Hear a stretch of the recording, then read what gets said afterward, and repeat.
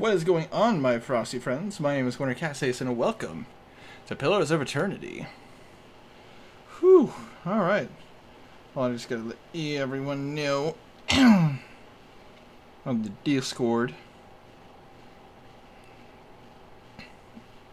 A little bit of a cough today. That's okay.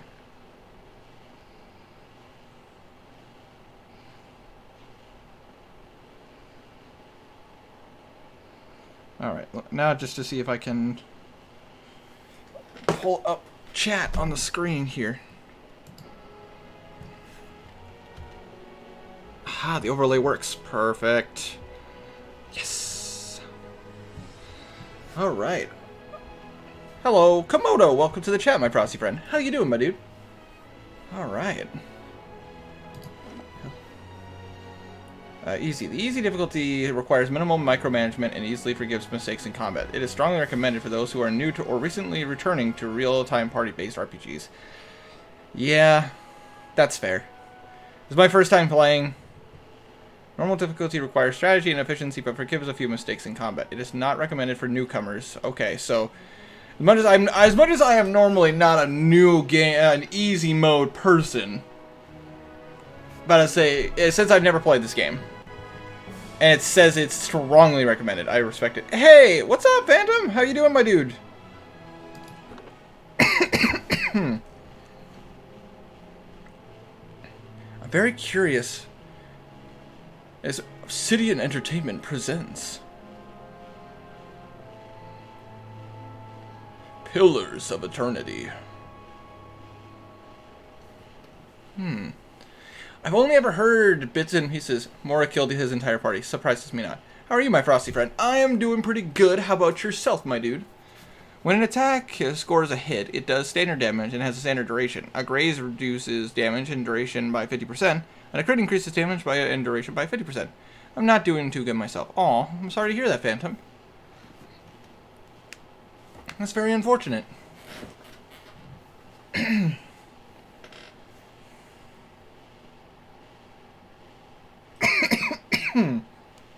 Yeah.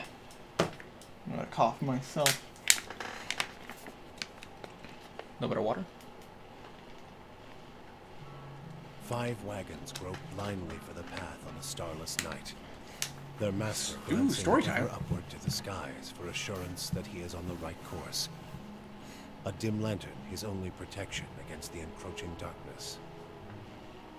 But the skies bring no comfort, shining no light. Interesting. No hint of what they know. The caravan carries travelers bound for the frontier hamlet of Gilded Vale, you among them, where a local lord has offered land and wealth to settlers from abroad looking for a fresh start. So kind of like Oregon Trail. You have taken suddenly ill, sweating and shivering, and I finally got cold medicine. Nice, Tiny. Signals for the caravan master to stop on your behalf. He pulls up just in time to avoid plowing into the trunk of a fallen tree that bars the way ahead. You will go no further. Oh, but that'll help. Indeed. Apparently we'll go no further tonight, guys. It's okay. No need to be sorry for. It's okay. I'm just throwing up stomach acid again. Oh, well, that's just painful. All right. Very curious how this game will go. I actually got this game for free, even though this was a game I was looking to get for some time. I was actually gonna buy this.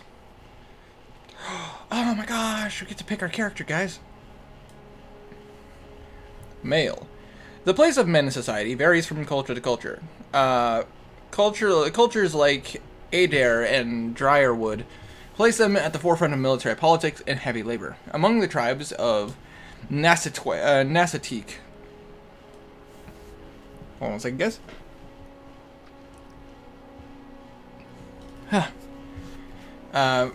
Men perform many of the homesteading and organizational duties. In Air Glanfath and Ixamitzel, men and women have more fluid social roles in its society. There are exceptions to the rule, and men can be found in a wide variety of stations and professions. Ouch indeed, Tiny. Ouch indeed. Okay, we're gonna stick with male, because I am mammalian.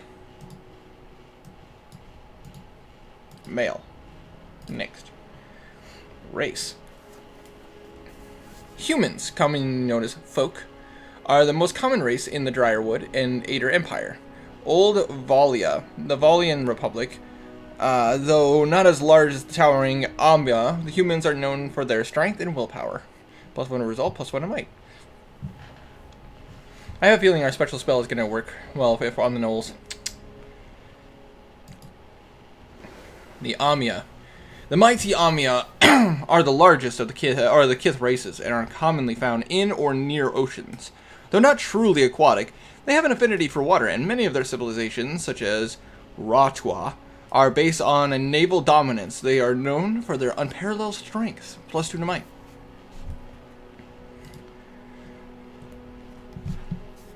Oh, gosh, I'm gonna have to take some more medicine.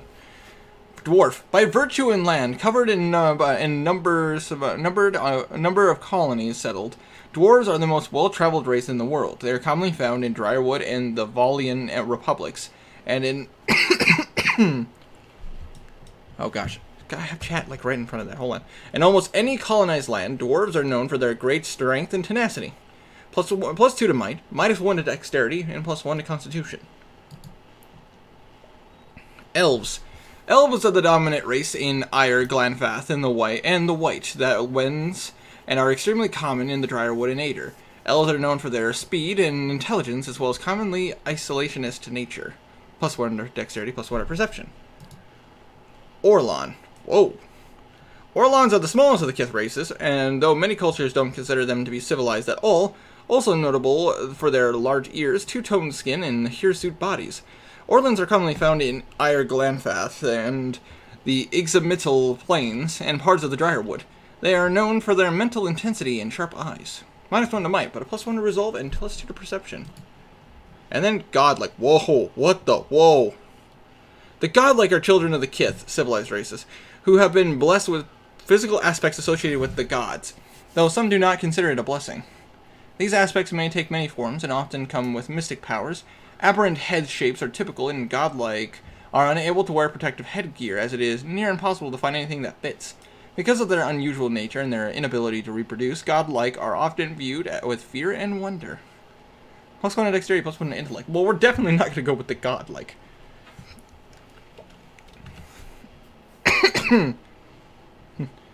Yeah, it hurts like heck not saying the actual word. I don't know how you feel about the word LOL.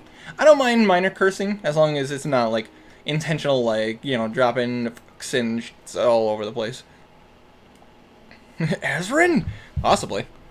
But to say, it's not like the first time this has happened, and yes, I have seen a doctor, and they don't know why it's happening. I feel that.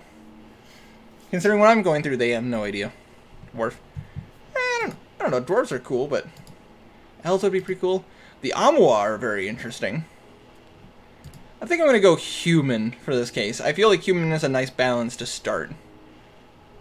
Otherwise, I would have probably picked dwarf. But I don't know what class. You know, I want to see what classes they have. Oh, subrace. Alright, hold on. Let's take a look at this. Ocean folk. Ocean folk, or Kalbandra, originate near the equator on the other side of the globe and are currently the most widespread human group in that region. But they have also migrated to the far reaches of the world. Ocean folk are the dominant culture in the Valian republics and are also common in the Dryerwood. Fighting spirit. Once per encounter, 5 seconds after being reduced below 50% endurance, folk temporarily gain bonuses to accuracy and damage. Meadowfolk. The most common humans in the Dryerwood, the Meadowfolk, or the Thyretan, have lived in that area for almost 2,000 years. Meadowfolk traditionally live in the edges of the elven forests, working in open plains, hence their name. Most humans in the Dryerwood are Thyretan. Fighting spirit. Okay, so same ability. And then the Savannah folk. Savannah folk, or Natslin, come originally from just south of the equator, and with the exception of some groups that migrated north, have remained in the same location for over 10,000 years. The name Natlin literally means original. While quite common in Red Ceres, Savannah folk are not usually seen in the Dryerwood and the Valian republics. I think I'm going to go with Meadow folk.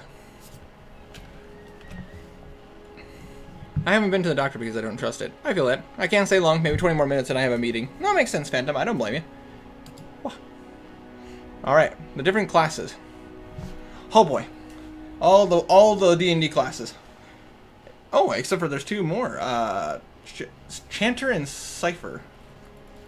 Barbarian, Paladin, Priest I assume is Cleric. Ranger, Rogue, Wizard, Druid, Fighter, Monk. Yep. Chanter and Cipher are two I do not recognize. Fighters form the front line of disciplined armies across the Eastern Reach, though they are most commonly found in cultures with an organized martial structure. Fighters can also be encouraged as wandering mercenaries, bodyguards, and other types of sellswords. The common element that unifies fighters is their heavy focus on endurance and melee defense.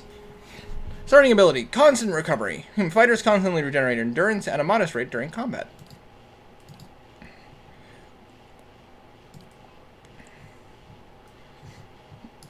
+1 athletics, +1 in war, +1 in survival, endurance, health, accuracy, and deflection. Nice. Right. Chanter, Bard, Cipher, Artificer. You think? Barbarian. Brutes, madmen, berserkers. Though city-dwelling people often use the term barbarian with a dose of disrespect, these rural warriors are respected by their communities for their ferocity and fearsome presence on the battlefield. Barbarians have a special, almost religious role in some cultures, but in many places, the undisciplined, fearless style of the barbarian is simply how warriors conduct themselves. They get an ability called Carnage. When barbarians hit with a melee attack, they automatically make reduced damage attacks at all other enemies within a short distance of the target. +2 athletics, +1 to survival, endurance, health, accuracy, deflection. Okay, low deflection, but that's okay. Paladins are the martial zealots devoted to a god, a ruler, or even a way of life. They can be found in many cultures where a fanatical group of like-minded individuals have formed a warrior society dedicated to advancing their cause. Among those aligned to their worldview, paladins are viewed with respect and admiration, if a bit of fear. Many paladins hold leadership positions in armies and mercenary groups, but in the heat of battle, their fanaticism often overrules the chain of command and common sense. Starting ability, Faith in Conviction. Paladins have an inherent bonus to all of their defenses over the course of the game. The value of this bonus may shift based on the reputations the paladins gain relative to the behavior that are preferred by his or her order. +2 athletic, +1 to lore. Not bad. Overall average. I think gotta go. Stay ghostly, my friend. Stay frosty, my friend. That's gonna be fun. I can already feel it. A chanter. In every culture across Aora, there are chanters. Many historians consider chanters to be the most ancient workers of magic. Apologies, guys.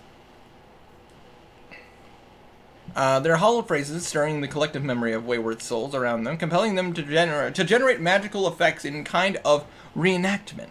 In some societies, chanters form organized groups of storytellers and researchers, but in most parts of the world, they are just a time-honored part of local folk traditions. Phrases and chants. All chanters can continuously speak chants made up of magical phrases. Phrases produce passive effects and help build a chanter's powers until they can use an evocation. Evocations, powerful magical effects that chanters can create after they have spoken a required number of phrases, though through their chants. +2 to lore, +1 to mechanics. Overall, very good, and their endurance is very low, though. A priest. Priests are devotees of Aora's deities and practitioners of religious magic. While all priests dedicate themselves to specific gods, priests' power is actually derived from their personal beliefs. In contrast to most paladins, priests tend to focus on philosophy, teaching, and the relationship of religious organizations with common folk. The reception of priests in any given part of the world depends largely on how their god is revered or reviled by the people who live there. Holy Radiance. Generates a modest amount of endurance for allies around the beast. Any enemy vessels caught in the area take burn damage and may be frightened. Over the course of the game, the power and ability may shift based on the reputations the priest gain relative to the behaviors that are preferred by his or her deity. Apologies. Spells. Priests have access to a variety of support and some offensive-oriented spells. Every 2 levels, priests automatically gain access to an additional additional set of spells. Initially, their spells could be cast a limited number of times per rest. As priests gain power, their weaker spells eventually shift to per encounter use. Ooh, very low endurance, low health, very low accuracy, low deflection. Oof, big oof. Bard. Yeah, Chanter probably sounds like a bard. A cipher. A recent discovery in the Eastern Reach. Ciphers were once called, oh god, Brisk-Olgwyn, mine hunters, by the Glanfathans. Ciphers have the ability to directly contact and manipulate other person's souls and psyche. Oh my god, am I dealing with a scion? Using an ally or enemy's essence as a focus of their magic. Even though most ciphers are still found in the Eastern Reach, practitioners of the techniques have spread throughout the known world. They are gaining acceptance over time, but are generally distrusted, especially by the uneducated. Powers. Ciphers can directly target allies and enemies with powerful soul-focus effects. These powers can cost focus, which ciphers build through the use of their soul whip. Stealth, lore, mechanics. Nice. Very low endurance, low health, but decent accuracy and decent deflection. This is a scion. That's cool. Rangers. Rangers are warriors of the woodlands and masters of the hunt. Although partnered with soul-bonded animal companions, they can be found in wild spaces all over the world. As their lifestyles often tend towards the independence and isolation, it is rare for rangers to become an integral part of large fighting forces, though they are often employed as scouts and guides. Starting ability. Animal Companion. All rangers share a strong bond with an animal companion. The companion fights at the ranger's command, and it is extremely valuable for its ability to run interference. Animal companions don't do too much damage, but they have high damage reduction. The link between the ranger and companion is powerful. If one goes in battle, the other suffers as well. Oof. Very low endurance, but high health, very high deflection, accuracy, and average deflection. A ranger sounds pretty fun. Druid. Animists at heart, druids tap into the spiritual power that flows through the simple living things of Aora, plants, animals, and sometimes even living stone. While not necessarily religious, druids do have a reverence for the natural world and a keen interest in understanding its mysteries. In most cultures, druids are understood as a sort of primal magician, but among the Glanfathans, Nastiqui, and many rural cultures, they have high positions of influence and authority. Spirit Shift. All druids have mastered one animalistic form. These forms give the druid strong melee abilities and grant an additional power while the druid is shifted. Spells. Druids have access to a variety of offensive and some support-oriented spells.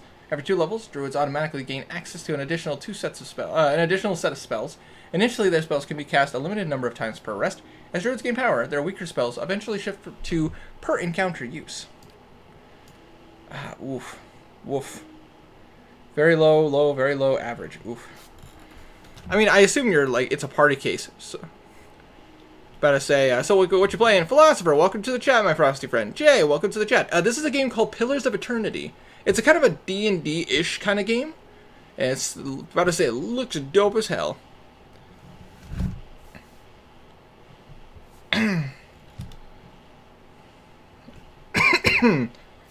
How to say, +1, not the greatest stats, but not bad. Rogue. Rogues are vicious killers, feared for the brutality of their attacks. They can be found as often in dark back alleys as the heart of a battlefield skirmishes. Though unpredictable and undisciplined, rogues are commonly used as shock troops or as part of a surprise assault.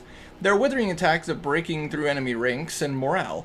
Rogues tend to congregate in larger numbers in cities where they can be steadily employed as mercenaries or hired muscle. Sneak attack. Apply bonus damage to the rogue's ranged and melee attacks when the target has any of the following afflictions: blinded, flanked, hobbled, paralyzed, petrified, prone, stuck, stunned, or weakened. It is also applied to any target the rogues strike with a weapon within the first 2 seconds of combat. +1 to stealth, +2 to mechanics. But true rogue fashion. Low endurance, low health, low accuracy. Oh no, their accuracy is good, never mind. But their deflection, really low. They're not warriors. Oh, we already read fighter, which is very common. That's what I typically go for. A wizard. The masters of academic magic. Wizards are students of the arcane traditions that stretch back beyond the boundaries of recorded history. Wizards are a highly organized group, often reforming academies or guilds devoted to research and development in magical studies. They intend to favor environments where inquiry, experimentation, debate, and the dissemination of knowledge are encouraged. Many accomplished wizards eventually become known for their eccentricity. Oh, for Pete's sakes. Their egos and their unquenchable interest in all things arcane and occult. Starting abilities. Arcane Assault. Mid-range attack that leaves a small area of raw damage can leave targets dazed. Spells. Wizards have access to a variety of offensive and personal defense spells. Unlike priests and druids, wizards can learn individual spells that they can store in and cast directly from their grimoires. Grimoires can only hold 4 spells of each spell level, which motivates wizards to keep multiple grimoires for different needs. Every 2 levels, wizards gain access to an additional set of spells. However, they can automatically learn 1 spell of any level they can access each time they advance. Wizards also have the option of learning spells from grimoires they find or buy. Initially, their spells can be cast at a limited number of times per rest. A wizard's gain power, their weaker spells eventually shift to per encounter use. But again, true wizard fashion, very low, low, very low, very low. They are glass cannons. I can also be found in dark alleys, shifty eyes. I usually would be taking a walk right now, but the gas station I go to has a government sign stating face masks are required, especially at night, to even enter. Oof. I get that. Used to work at a gas station and they force masks. Yes, they do. And last but not least, guys, the monk. Monks belong to a variety of fighting orders that have sprung up in... Oh gosh, I have a time pronouncing this one. Ixamital and the Eastern Reach over the past few centuries. I really hope that in the game they actually say the names of these cities, these lands, so I can actually pronounce them properly. While many monastic orders can trace their teachings to the enduring founder, Telactac,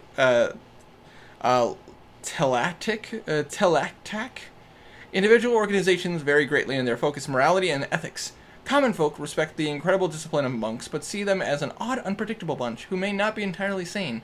Even mercenaries and other adventurers aren't sure what to make of them. Transcendent suffering. When monks have no weapons equipped, their unarmed attacks are exceptionally powerful and continue to increase in damage as they gain levels. Wounds. As monks are damaged, their pain generates wounds. Wounds can be used as power many of the monks' special abilities. +1 to stealth, +1 to athletics, +1 to survival. Ooh, good lord. Average, very high, very high, high. Whoo! Damn! Gas station seems to be... political talk in chat. Not good at combo. I know. It's all fine. Yeah, it doesn't bother me as long as no one's fighting. Man, I'm actually kind of... Oof, I'm kind of torn between a couple. I'm going to pass on the Barbarian because it seems like so traditional. I want to do Fighter, but I do Fighter like all the time in like every game. A Paladin would be pretty dope. I've been playing a Paladin recently, and they are fun to play. I would do Priest because they're very cleric-wise, but oh my gosh, these clerics, their stuff is so low. I'm afraid that if I play a cleric, he'll die. I haven't played a ranger in a long time. Cypher is pretty cool. Druid's pretty cool. Oof.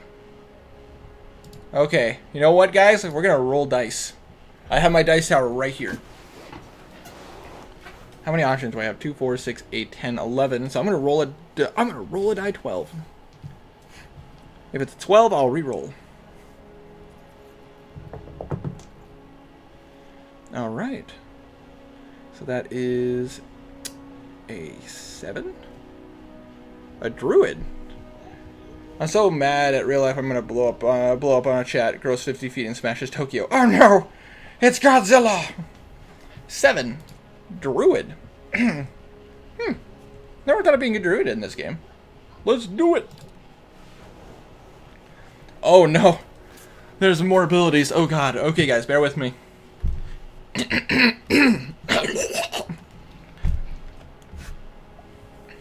Spirit shifts. All druids have mastered one animalistic form. These forms give the druid strong melee abilities and grant an additional power while the druid is shifted.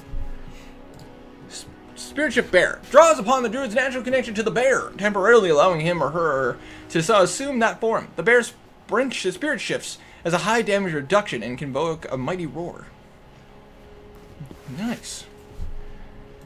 Spirit Shift Boar. Draws upon the druid's natural connection to the boar, temporarily allowing him or her to assume that form. The boar spirit shifts to regenerate lost endurance and inflicts damage over time with its melee attacks. Nice. Spirit Shift Cat. Draws upon the druid's natural connection to the cat, temporarily allowing him or her to assume that form. The cat spirit shift has a natural fast attack and can burst into even faster attacks for short periods of time. That's pretty cool. Spirit Shift Stag. The Stag Spirit Shift has higher defenses and can attack groups of enemies with melee carnage attack. Ooh. And then the Wolf. The Wolf Spirit Shift moves quickly and has an attack that can knock enemies prone. Oof. Quick, get Mothra! Get to Mothra! Excuse me, Mozilla. Oh, no, a moth! Give me lamp. Smashing Power Company turning off lights. They'll never find me now. You know what? I'm going to be the odd one. I'm going to pick the Spirit Shift Stag. That seems pretty dope. Okay, I have points. So it looks like Might and Intellect are the ones. Why are we doing this? Who knows? Okay, let's take a look at this. Might. Might represents a character's physical and spiritual strength, brute force, as well as their common ability to channel powerful magic. During interactions, it can be used for intimidating displays and acts of brute force. Highly recommended for druids. Noted. Intellect represents the character's logic and reasoning capabilities in interactions. It can be useful for deduction and sudden realizations and problem solving in combat. It contributes to the following to the will, defense, and influence, durations, and abilities of effects for all abilities and talents. Nice. Resolve. The resolve reflects a character's internal drive, determination, fearlessness, and the emotional intensity they can project to others. It can be useful for mental intimidation, leadership, and convincing performances. In combat, it helps characters maintain concentration and contributes to the will and defenses. Nice. Perception. Represents a character's senses as well as their instinctive ability to pick up on details. In interactions, it can be used to catch someone in a lie, to make an observant comment about their appearance, or to notice something happening in the background. Dexterity. Dexterity is an abstraction of characters' hand-eye coordination, balance, and overall grace.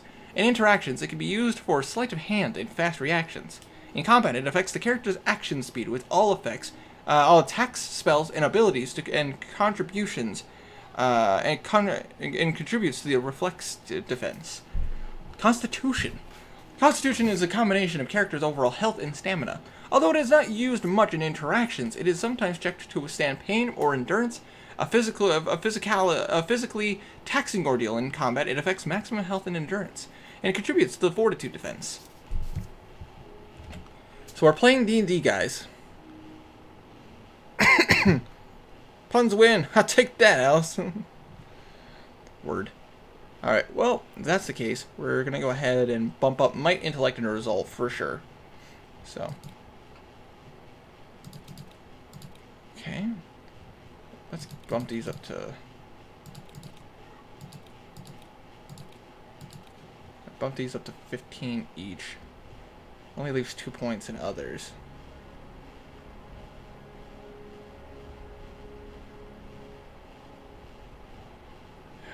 +1 to Constitution.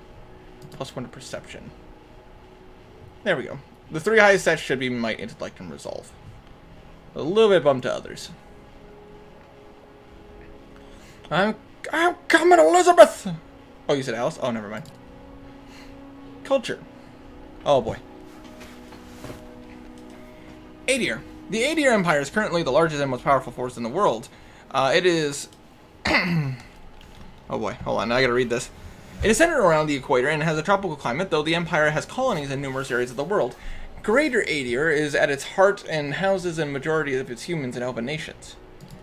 The Deadfire Archipelago, consisting of the nation of Nazatik, dozens of Amia settlements, and hundreds of lawless pirate-infested islands that stretch along the Southern Sea. Deadfire is home to boreal dwarves, Amia, and a mixed variety of other races. Deadfire Archipelago is the last stop for anyone headed east. A multitude of monstrous sea creatures infest the ocean beyond, making travel virtually impossible. The Ixmital Plains, located in the northeast of Ire Glanfath, the Ixmital Plains are a large expanse of fertile savannas that are extensively farmed by humans and Orland residents. The Ixmital culture is one of the oldest in the world, though one of the least imperialistic, having spread out a little over the past several thousand years. Oldvalia. Once the crown jewel of the southern seas, Oldvalia is now the crumbled remnants of an empire of warring merchant nations. Counting many humans and dwarves among the ranks, the Oldvalian countries are still forces to be reckoned with and are proud of their rich cultural heritage. Uatai?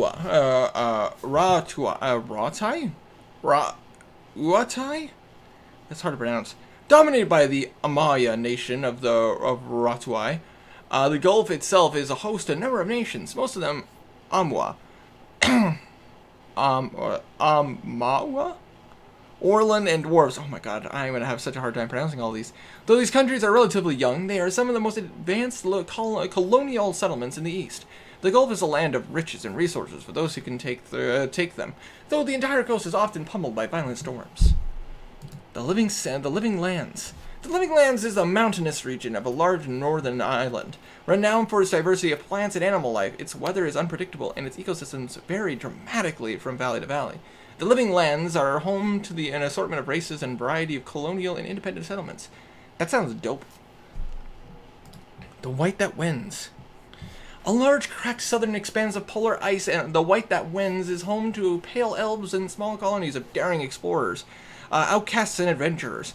While virtually no plant life grows in the White, it is home to many hardy species of dangerous animals that forage from the sea or prey upon each other for survival. That, for starters, that's awesome. That sounds a lot like the Icewind Dale in D&D.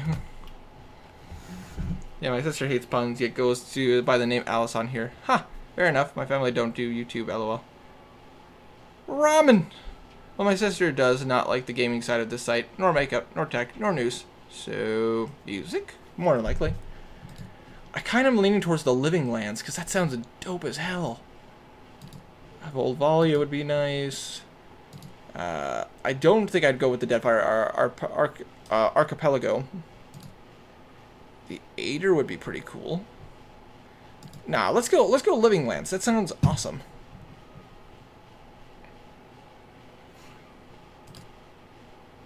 Background. Oof.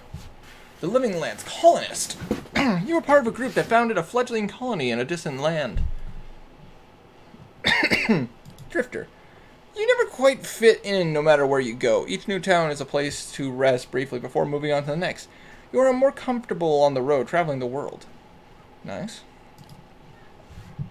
Explorer.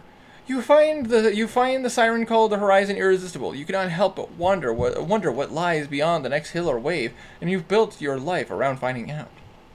Nice. Hunter. You live for the thrill of the chase, whether for glory or sustenance. You have made your living taking the lives of wild creatures. Laborer. Your life has been spent in the study of your craft. You've trained and prepared, hoping to hone your skills and apply your trade. Mercenary. Blade in battle is your way of life. You resolve your problems by pulling out your weapon and applying force. Merchant. You've traded goods from all over the world. Excuse me. Pairing items and buyers of all kinds. Fair, I guess, sits in each. Japanese people out of a bowl from the billboard and oh my god. Oh my god. Scientists. The rules of that govern the wood are a set of alchemical formulae to you, waiting to be discovered and manipulated. I think I'm going to go with explorer, because I like the idea of an explorer background. Appearance. I look good.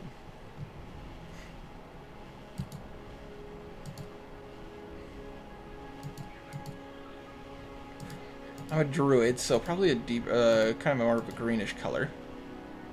I do like that.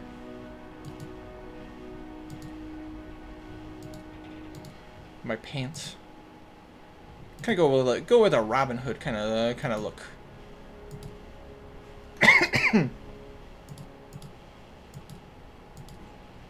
Probably going a little bit more on the pale side. Hair's black.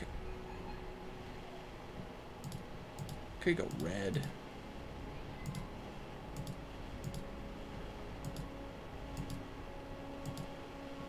Look, man, I dyed my hair to make myself look fabulous. No, we're gonna go ahead and let's go white hair. Facial hair. Beard. You're not wise. Damn, now I'm laughing. Why you no act scary? Oh no, someone made a cultural joke with no filter. Get the hurt sign. Oh. I do like the goatee. I am a wise old man.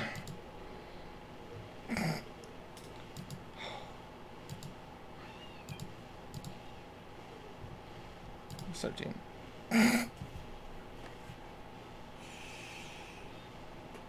Oh man. How about something a little bit more casual? Because I'm actually Gamera cosplaying as Godzilla. How dare.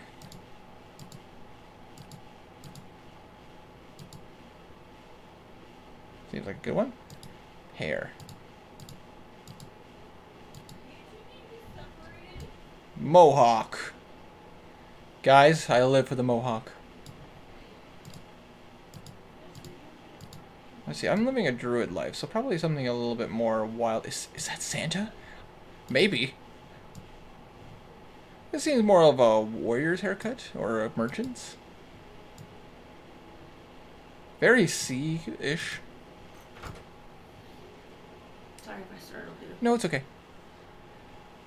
Abby, I need to know something. What's up?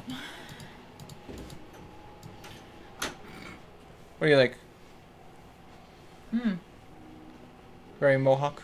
Mm-hmm. I'm playing a druid. You're playing a druid? I'm trying to think of like a more druidic hairstyle. Hmm. Pulls off mask, reveals purple dinosaur. How dare you? I don't know, that seems a little too slick. Yeah. Very noble.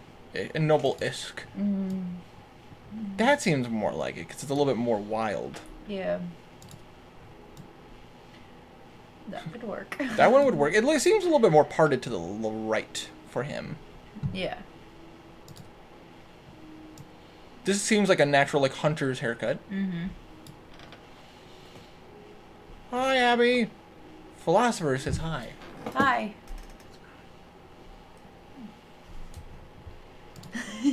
I say, I see you. Do you?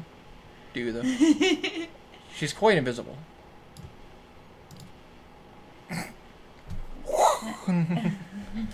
Flare!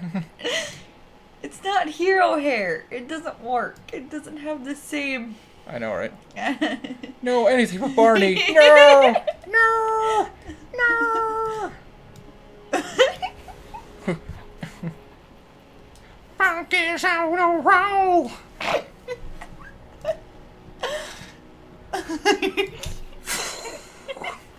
Whenever I need to intimidate my foes, I just poof my hair. You become a cat? Yes. Meow. No, actually, I become a stag. You get to pick what you turn into.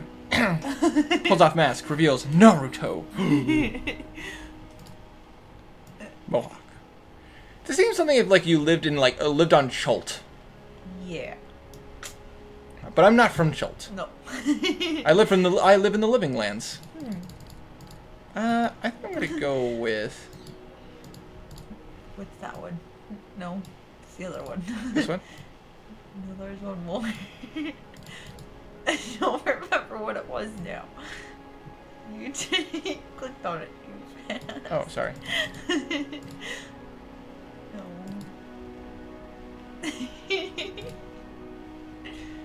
What was that one? This one seems pretty chill. Like he let his hair grow out. Yeah. I like that. I'm gonna go with it.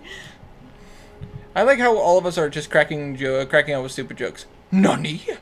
Omae wa shineru. Nani? My god, Winter's character is John Morrison. Now listen, this ain't make believe. Alright. Oh wait. I changed my profile picture. Hold on. Let's take a look at my portrait. Oh. Nope. Oh. Oh. Oh. Oh. Oh. Oh. That's still. No. No. No. No. No. Oh my god! No. What the fuck? No. No. No. That's not bad. No. No. No. Cool. No. I'm not a furry. I'm not a furry man. No. No. Nope. Nope.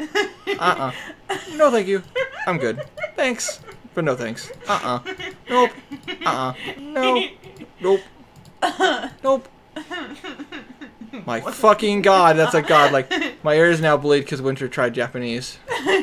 Nope. Oh, there's a race on here called Godlike. Oh. This is what they all look like. They're kind of cool. I was actually tempted. But it's my first time playing, and I just figured human. Nope. Nope. Nope. Nope. Nope. Nope. Nope. Nope. Nope. Nope. Nope. I'm not a Goliath. I'm not a dwarf. Stabbed through the heart, and it's all your fault. Very elvish. Very elvish. Very elvish. Godlike. Godlike. Godlike. Godlike. Godlike. Oh my god, that's scary. Yeah, I'm good. Thank you. No thanks. Oh god. Why? I need to run. Fear. Normal. You know what? I'm going with it. I was kind of iffy at first, but like I was. You know what? We're good. Slowly puts away Foxhead. Oh, not a furry? No, not a furry. Just say the word. I've got this. To whispers and shadows. I like that. That's nice. Leading the way. Leading the way.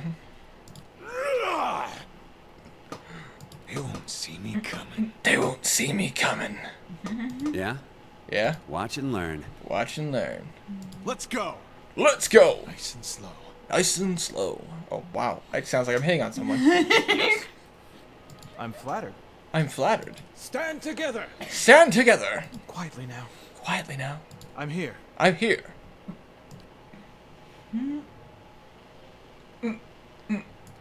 I shall lead us. I shall lead us. Silence surrounds me. Silence surrounds me. You know what? I'm going to go with Mystic. I like that. I just love randomly, like I click on something and all I hear is come to the dark side. We have cookies. Ooh. Tempting. How long before those cookies are crumbs? Yeah, how long before the cookies run out? Enter a name. No. Wait, what kind? No. All the cookies. All kinds of cookies. Trying to think of a good name.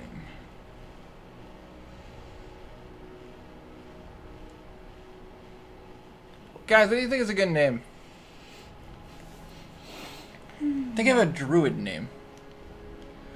I must go into the mountains.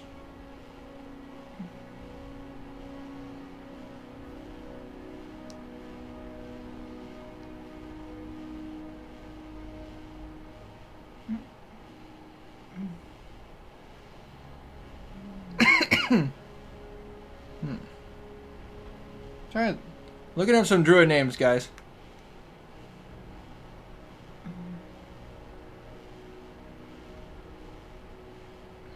I'm normally good at coming up with names. I just have not had.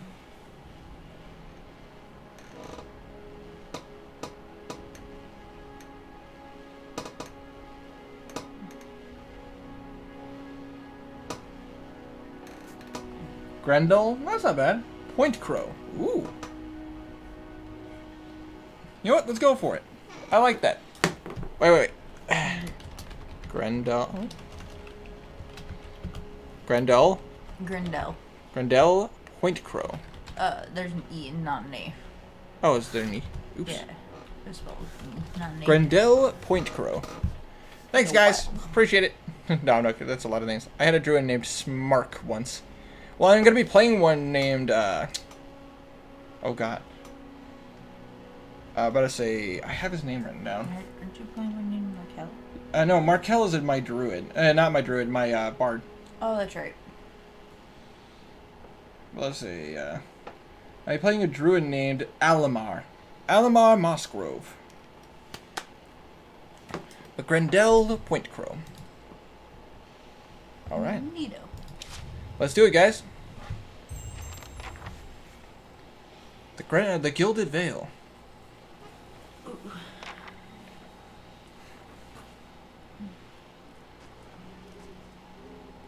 The Caravan Master Odema. The Caravan Master finishes addressing the group. His bushy red mustache and sagging jowls quivering as if for emphasis. Everybody stays close to the wagons, got it? Stay out of the woods, and beasts take you if you were planning a stroll through those ruins up there. Smork. Smork! You need my help with anything else? Right offhand, I'm good, but if I need help, I will come get you. He smoked so much and actually stopped in a fight and smoked with the enemies. Oh, God. Whole area's crawling with hut-dwelling types who'd be happy to stick an axe in you for trespassing. So mind that you don't track mud on their sacred blazing rocks.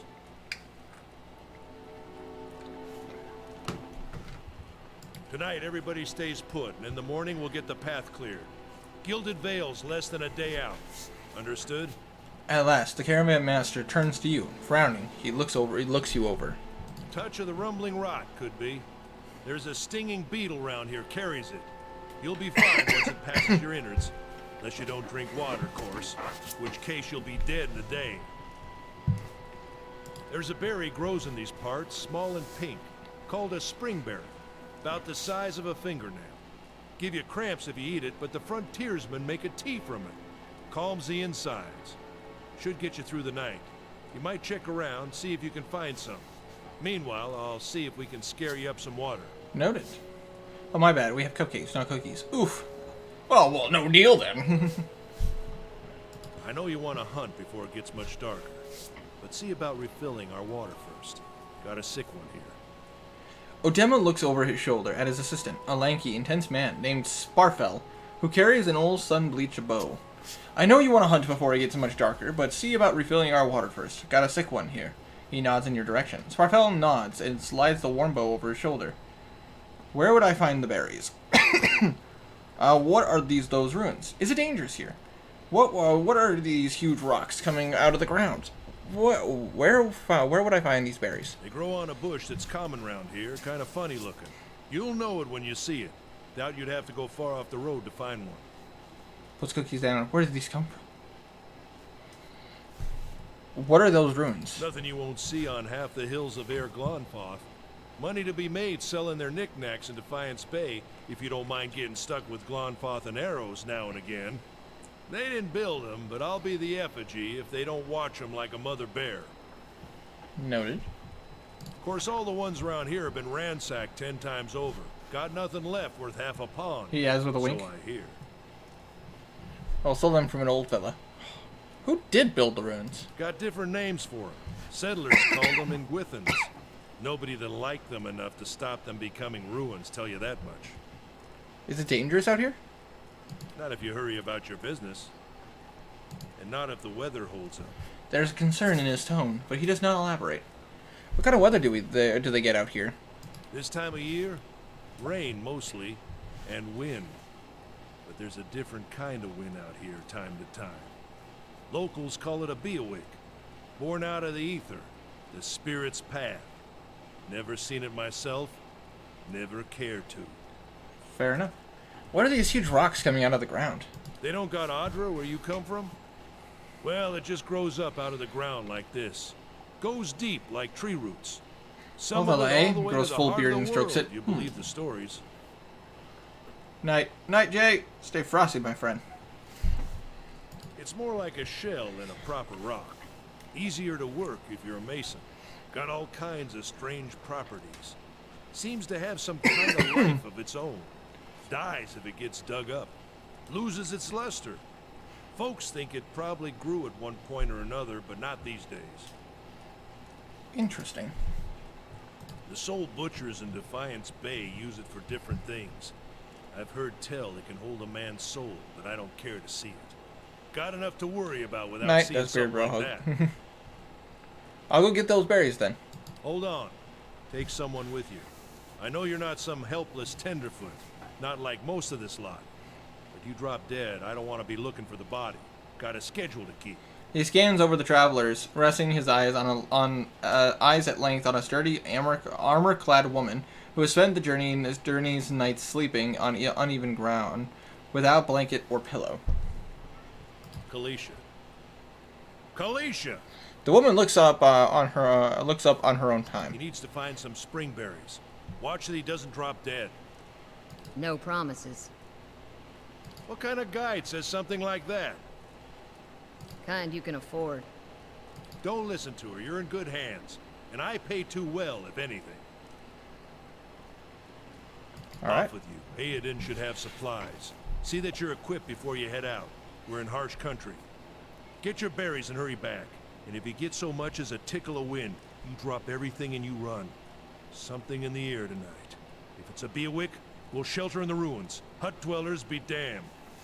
Noted. All right. You heard the man. Let's get going before you keel over. Certainly. All right. So who I talked to about? Nope.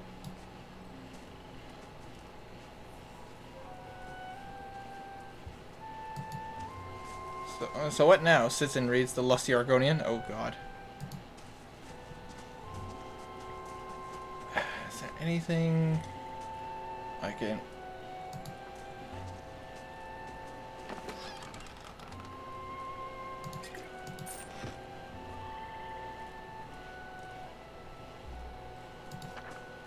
Here we go. Anyone Haywood. need supplies? You see a man wearing simple but mostly neat clothes. He's transfixed, however, by a ragged tear in a seam of his tunic. Brought a whole wagon full of goods to sell, but not enough shirts for the road. He scratches one cheek of him with his knuckle. It's covered with uneven stubble, as if he hasn't quite gotten used to shaving on the road. Say, is there anything you need? I've got some basic traveling supplies for sale if you'd like to take a look. Let's see what you got. Oh boy. Okay. Stores allow you to trade and sell your items for copper pieces or items in the store's inventory. Merchants can buy from you at a greatly reduced price. If you sell something, you may see it appear in the store's inventory with a much higher cost. Stores periodically refresh their inventories. All right.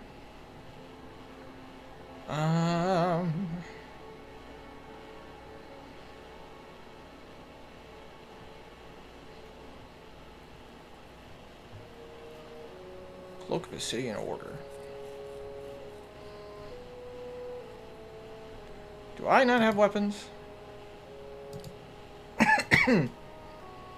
I had nowhere near enough copper pieces to buy stuff. I think I'm good.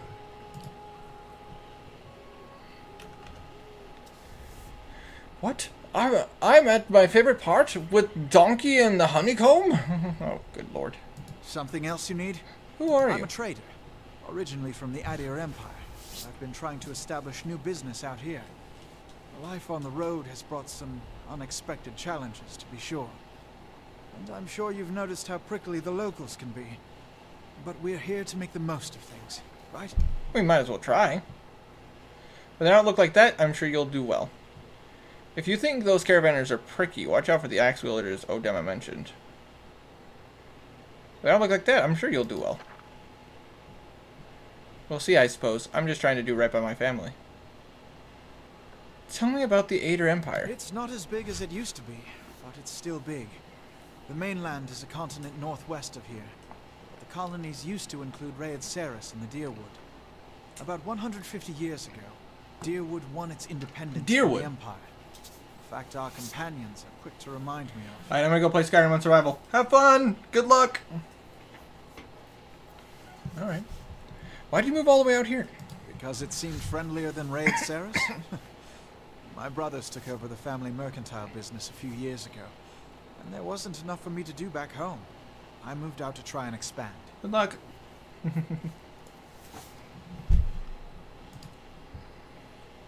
He shrugs. Darwood is a former Adrian colony, so it seemed like a good place to start. And as much as I admire their work ethic, they've always struck me as a little fanatical. That was all reasonable enough. Oh, out here, I'm just taking it one day at a time. I better go. Okay.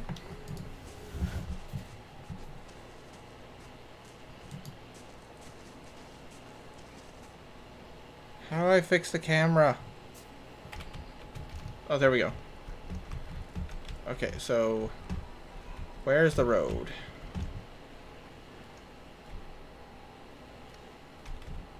There's the road. All right.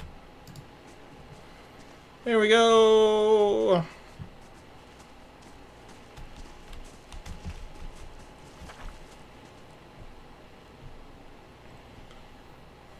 Yeah, I'll subscribe in a few. Well, about to say, I mean, I'll appreciate it if you do. You don't need to feel any pressure to do that.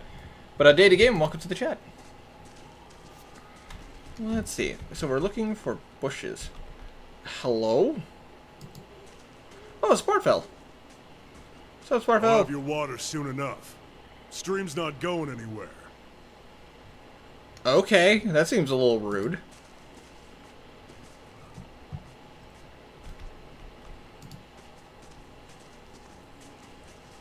Okay.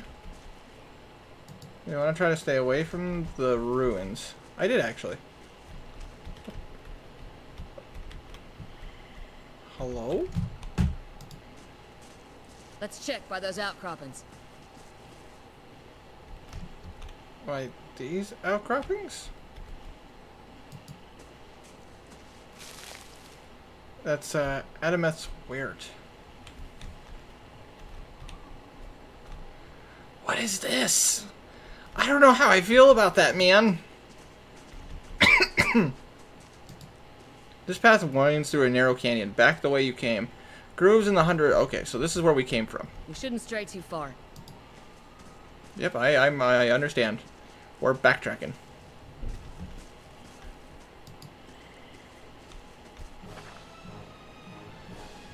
Auto pause. Combat start. Alright.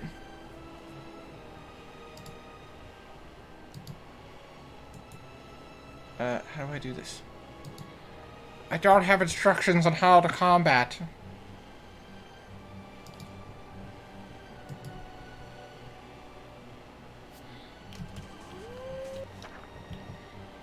Okay, engage. Alright.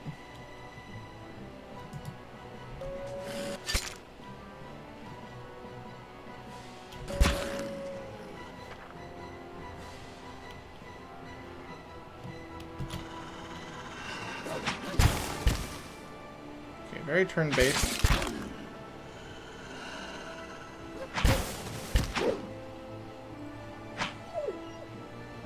Success!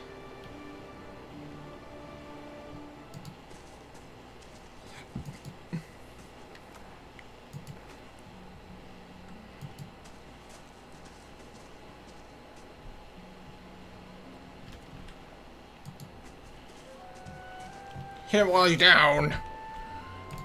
Okay. Aha! This is it.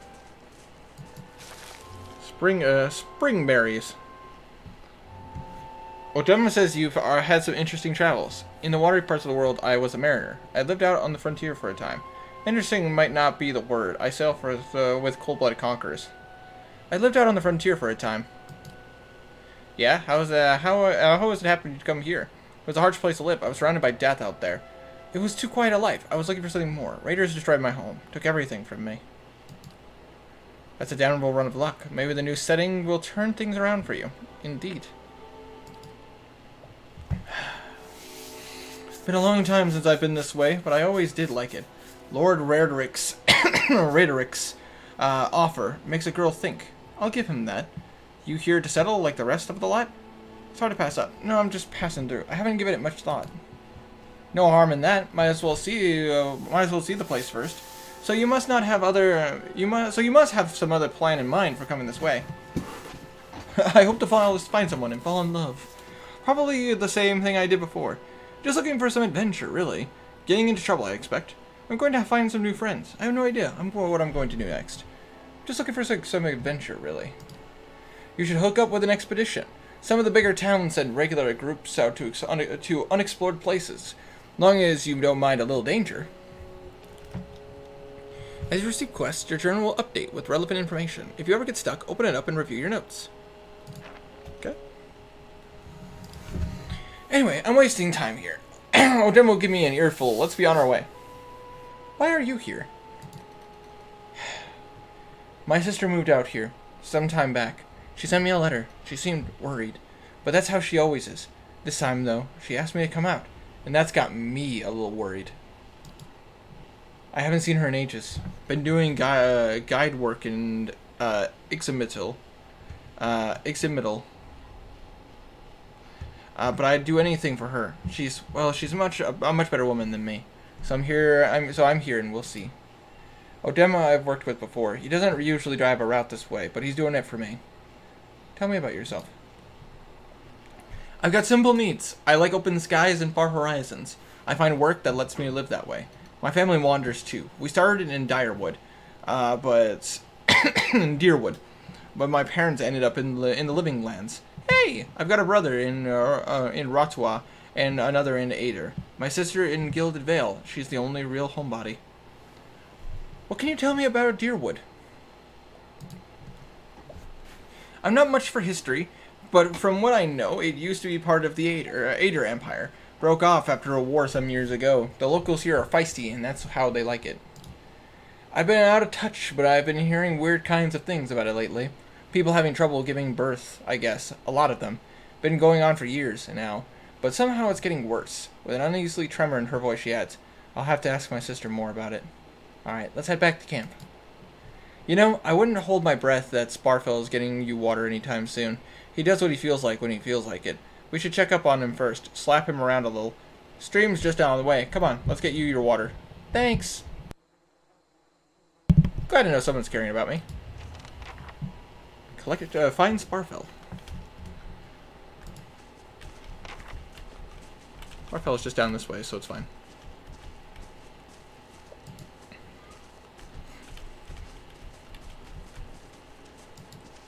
Sparfell? Sparfell's gone!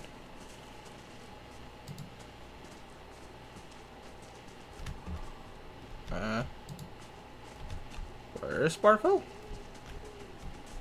I hear water.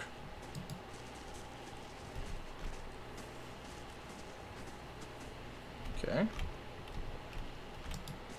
Let's check over here. Sparfell!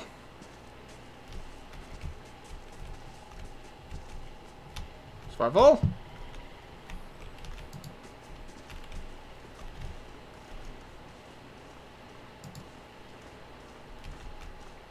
What a surprise. Sparfell went hunting. At least he left the water skins. Come on. Hey.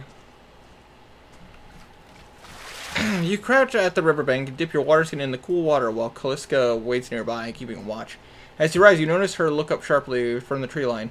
You have gained an item. Full water skin added to the stash.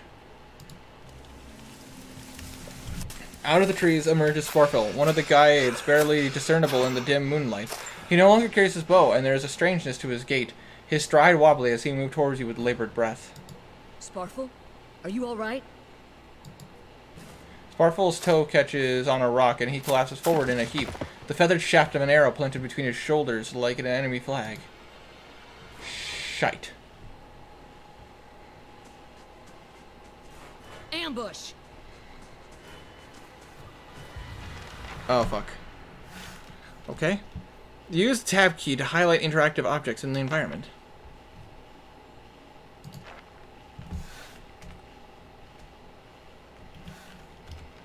Okay. Let's start with getting him. Get him!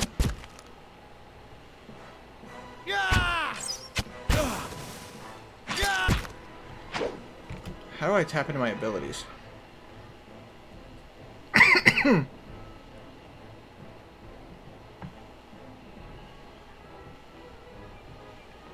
My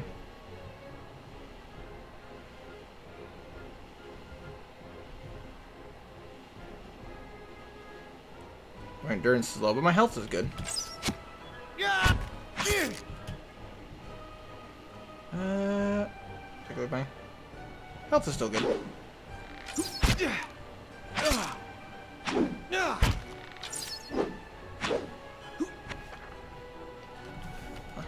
Ouch! When a party member is reduced to 0 endurance, they are knocked out.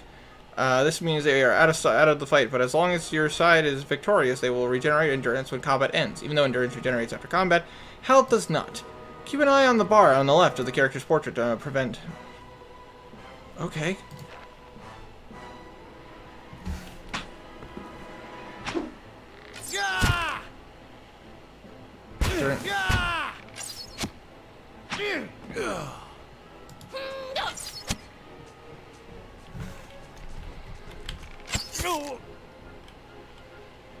How's my endurance going? My endurance is good. She must be a fighter. Then again, I am struck with a strange illness.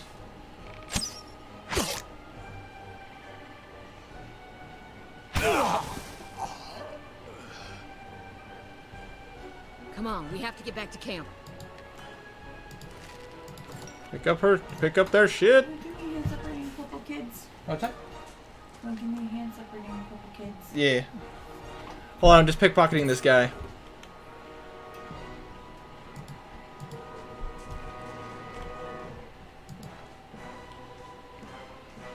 Yes?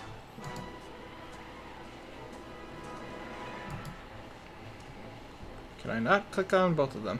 What you need? Oh? Hmm? Hmm?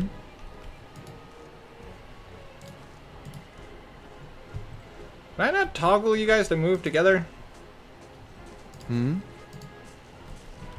Why am I not controlling both of you? Hmm? There we go. We actually have to go this way.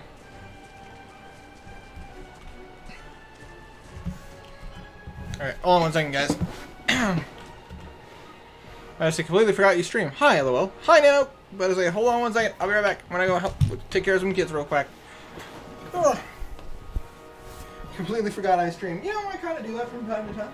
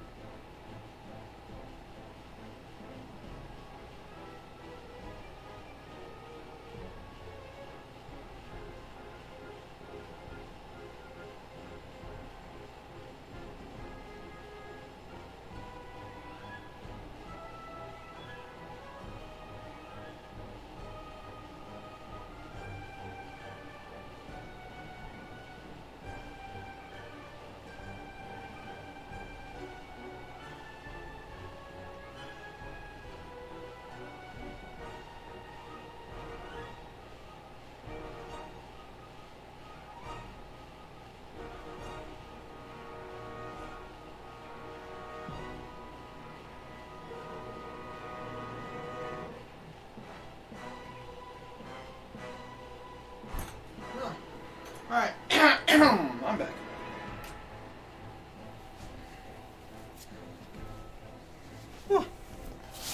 Alright.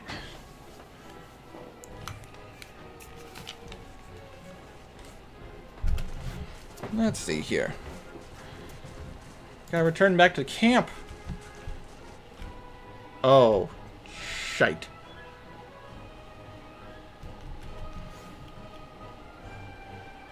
Oh, my endurance is back to full. I am concussed, though. How do I access my magic?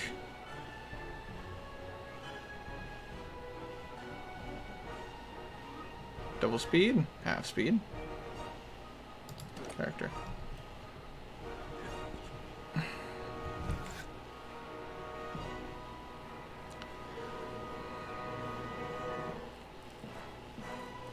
Okay.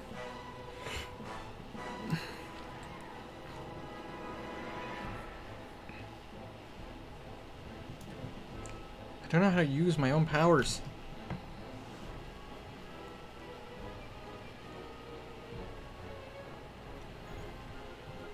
Okay. Can you give me a box of tissues? Absolutely. Those are three in here for like No no problem. apparent reason. No apparent reason.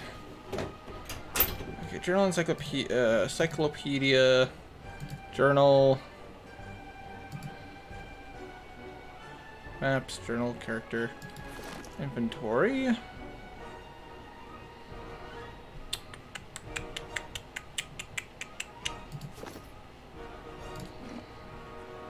Game.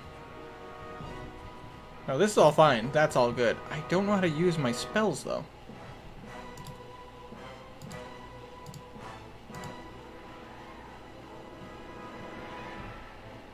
Spells? Oh, that's speed.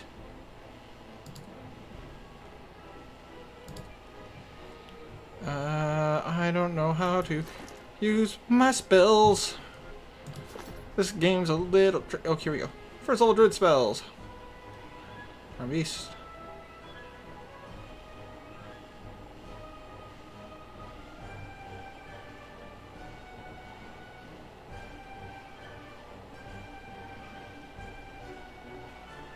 There we go.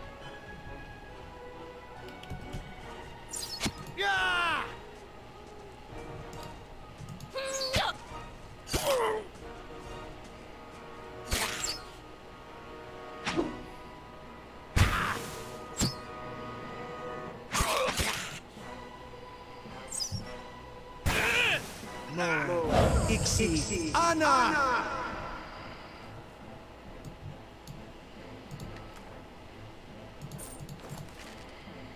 There we go. So figuring out how spells work. Oh no! Oh my god! I killed everyone!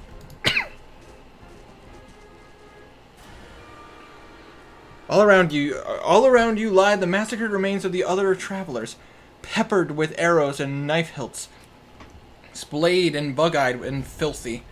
Kaliska puts the back of her left hand to her mouth as if to ward off some poisonous vapor.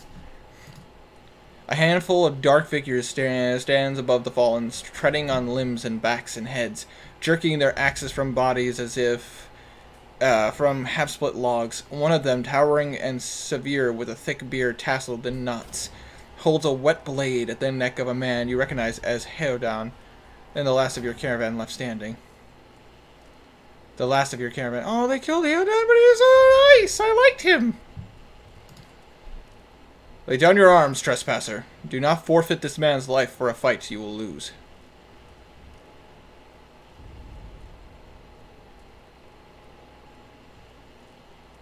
Ooh, I can use my lore. We have not trespassed. We merely wish passage through. I do not know what they did, but I didn't have anything to do with it. Murderers! You'll pay with each for each life. You would try to kill us anyway. Either way, I make it easy. The ruin has not been sullied by our hands, men of Ire Glanfath. Your words carry no weight when I have seen the truth with my own eyes. Blood must be paid for this intrusion. So I say again, lay down your arms. Don't trust them. They mean to kill us all.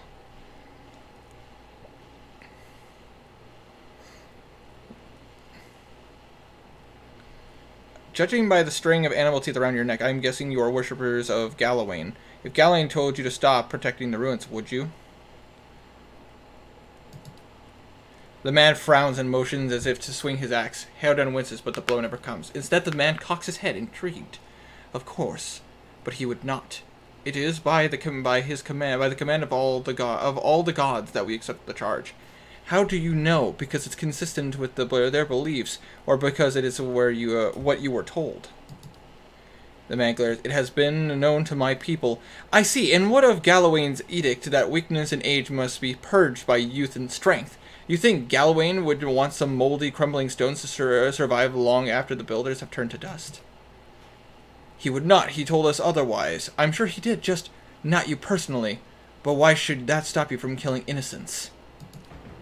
Distracted, the man's grip falters from his axe handle, and he nearly fumbles it, affording Heodan the moment he needs to dodge out of his way, which comes too late. Howling with rage, the man charges you instead. Head! Path and leader. Okay. Get him! Get him! Can I access my spells?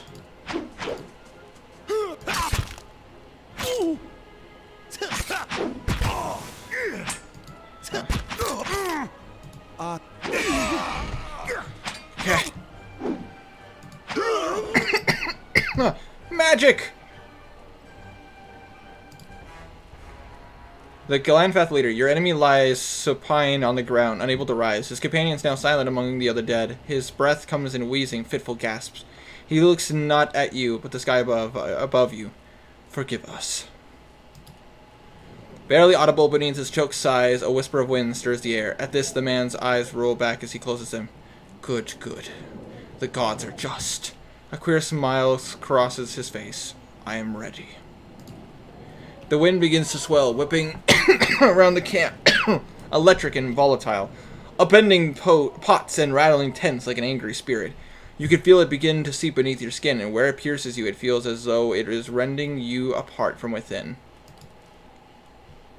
Caravan Master Odema, seated against the wagon wheel amidst the howling maelstrom, slashed across the chest and bowel, Odema's body stirs, and with great effort he raises his sagging head.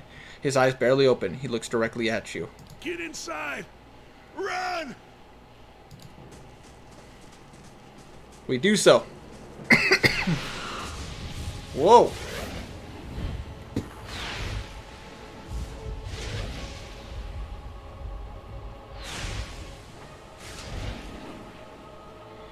Straining against a gale that threatens to pull you off of your feet with every step, you set your hands into the worn folds of weathered rocks and set up pulling yourself up to the precipice. With the last burst of energy before your arms give out, you swing yourself up onto the ledge.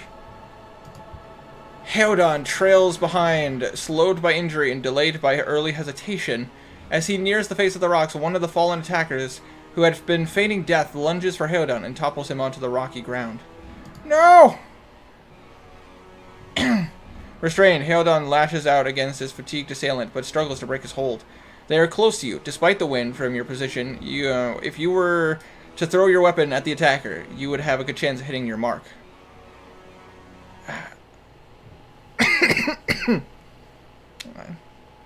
Throw your weapon at the attacker. Your aim is true, and the hit jars Heodon loose. Lurching to his feet, Heodon clambers up the base of the rocks. As he nears the top, however, the wind flares, pulling him sideways and tearing one of his hands free. But diving out onto the hard rock, you manage to catch hold of it. Securing his other hand, you pull with waning strength, and it feels as though your arm will be jerked from its socket. They hold just long enough for Heodon to set his feet and join you on the trembling ledge. There is a deep resonance to the swelling wind now. You feel it in the rocks beneath your feet and inside the cavity of your own chest, as though it would shake the marrow from your bones. With each new gust menaces the old stones before you and loosening connections, unsettling bounces as you dart beneath the old archway. The entire portal begins to fall beneath its own weight. Is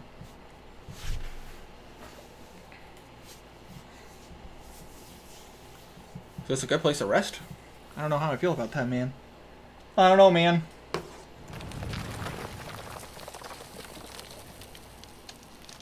Was that? Was that? A Buick. Had to be. Then we're lucky to be alive. Indeed. And we're the only ones. We can't stay here. There could be another collapse. We're not getting out that way anyway. Let's get further inside. Indeed. Quest completed. A moment's respite. Certainly.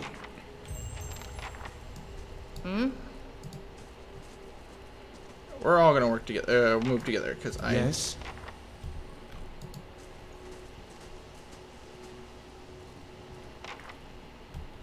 Okay, it seems to be the stone. Let's look over here real quick, just make sure. Yep, that's all wall. All right.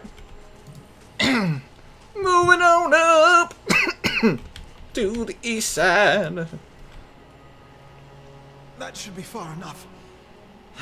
But what now? We look for another way out. Storm has to die sometime. What happened out there? Windstorm, of a kind they only get in Ire Glanfath. Not too many people live out through them, so it's hard to know what's true. The Glanfathan word is Beowick. To them, it's the gods' way of reaping the souls of the land. They couldn't find their own way out, but they'll take the living soul as soon as a dead one. Still got yours? Still got yours? Yes. Who attacked us? Glenfathans. Those who be the hut dwellers. Odemma warned you about. Look to be the fangs of Gallowayne. Who are the twitchiest of the lot. They go ruin to ruin looking for fights with colonists. Poor Odemma. I think he half expected this once we lost the main road. The Glenfathian said we trespassed in the ruins. I don't believe that. Odemma would never allow it. But as much as the fangs are hotheads, Glenfathans don't attack without being provoked. I'm sorry I'm late. How are things? Stray Cat, welcome to the chat. But I'm doing good. Things are good. Just playing a game. She glances down the passage beyond. Or there are looters in here with us. That's not something we need right now. What about everyone else in our caravan? Kaliska's lips pressed together and her chin rumples. Her voice is faint. The wheels got hold of them now. She looks up. Gods grant them better luck in their next lives. You don't seem too upset by all this. Kaliska looks in the eye, a volatile current running beneath her voice.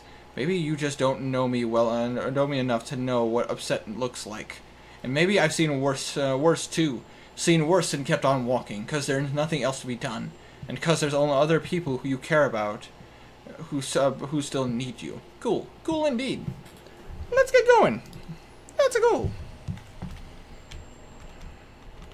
Well, there's 2 ways to go. Let's take a look over here. Now, we're not burning endurance by doing this, are we? Nope. Let's start by looking over here.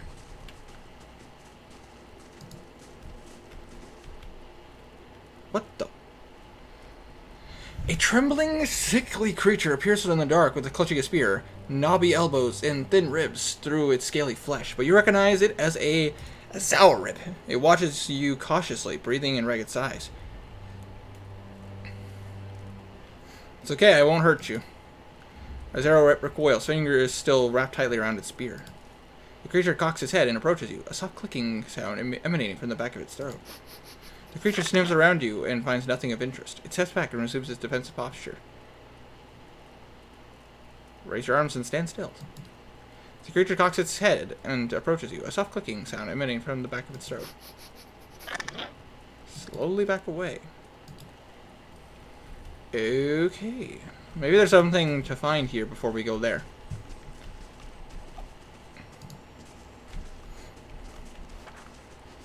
Oh no. Is this a puzzle? Oh shit. The eastern reach is a dangerous place full of lurking enemies and carefully concealed secrets. Enable scouting mode to move stealthily and search for hidden objects like traps and secret doors. Those tiles look suspicious. Let's be careful. Oh, I don't trust this at all. Is there a detective mode? They'll never know I'm here.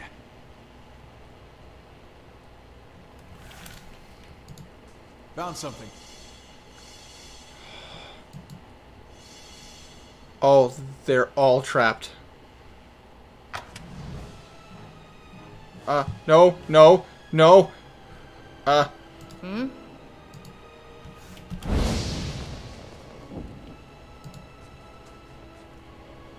Hmm? Hmm? Ouch. Hmm? The fuck did I do? Can I cast any spells? Shit. I used what spells I had. Dingus, damn it.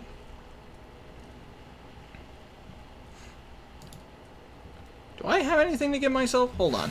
Certainly. No, that's not what I meant. We should be sticking together. In fact, Oh? there. Inventory. Do I have anything for healing?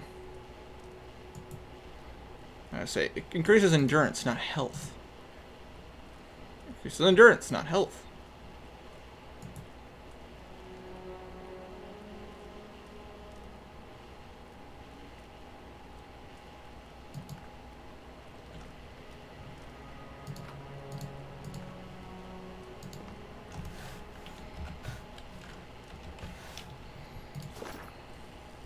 I have a little dragon. That's cool. Hold on. Buttons inventory. I.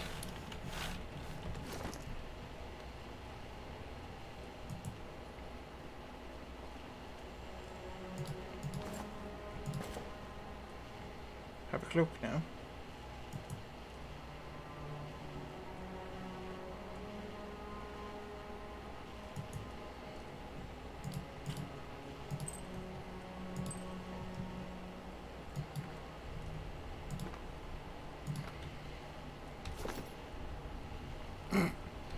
That's adorable, but I'm gonna go with dragon, because dragon is dope. My armor is better than my padded armor.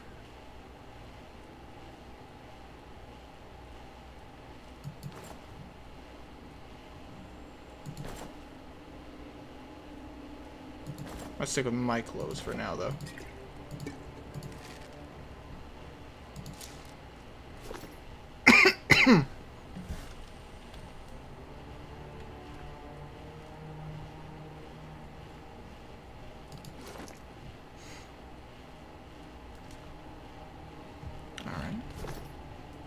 Oh?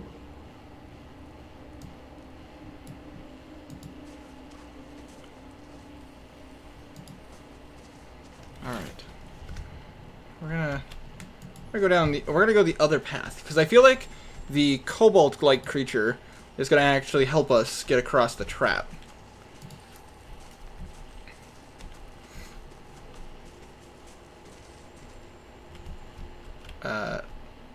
Oh. You're a rogue. You can... Silence surrounds me.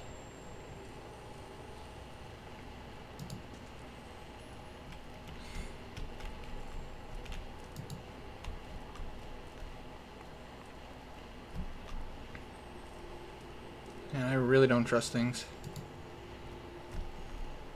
Where'd that slime come from? Where did what slime come from?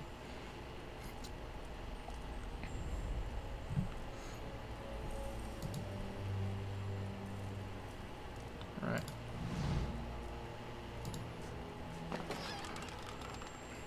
A mace. Not bad.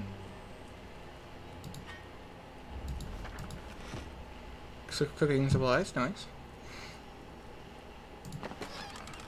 Let's say, ooh, a small shield. And a torch.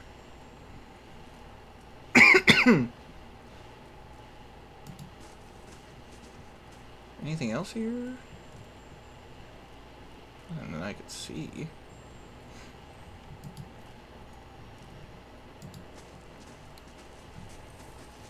Shh. Not detecting anything else. However,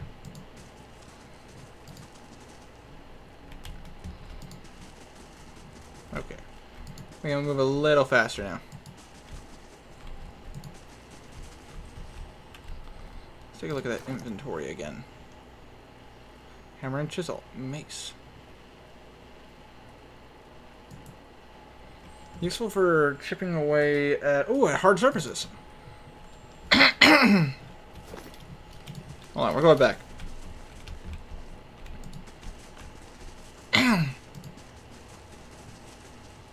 How can I help?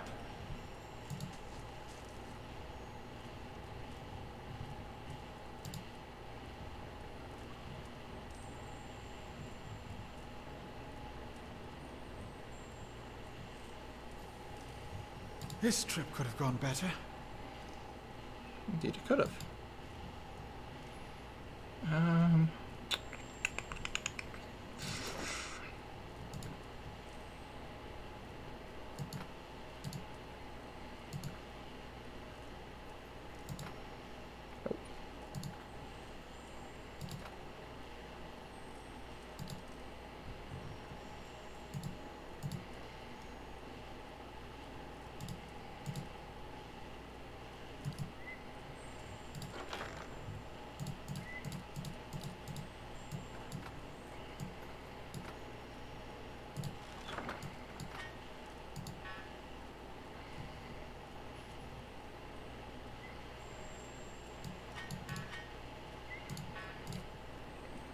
she uses. 13 and 19.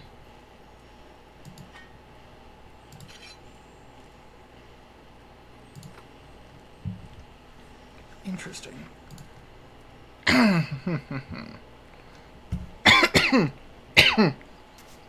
I have no weapon.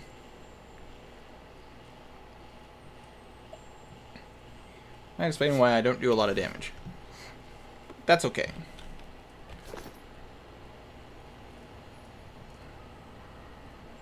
I'm kind of curious about this. Hmm?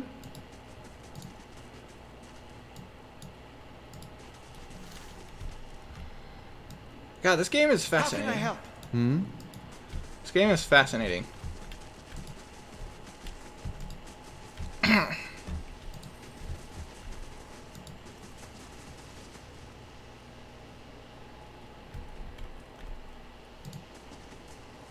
A lower level of the ruins has been blocked off by fallen rubble.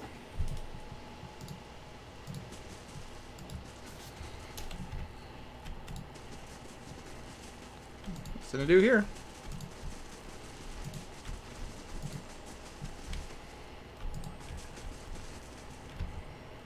There's gotta be more to this. I don't want to kill that little lizard.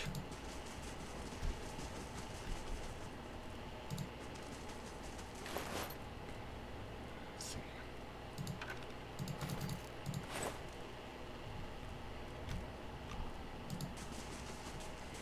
Alright, let's take a look at your inventory. Tattered journal. The small folio is torn in several places, and blood has soaked into several of the sheets. One later entry is still legible, however. I can't believe my luck. A few rounds of dice, and I've gotten my hands on a genuine Anguithian artifact. Fellow who had it said it was a pretty nothing as far as he's concerned. He's not willing to go digging or in some ruins. But he's right on this about this gem leading to a small treasure, and that's worth sneaking past a few painted elves. I'll just head to Silence Less in the morning. Then I'll just a matter of finding this relief he was talking about. Interesting.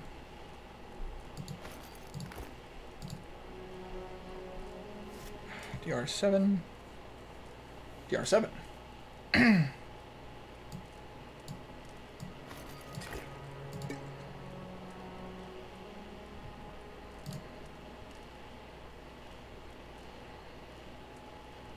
Light armor. This is medium armor. And you are wearing leather armor.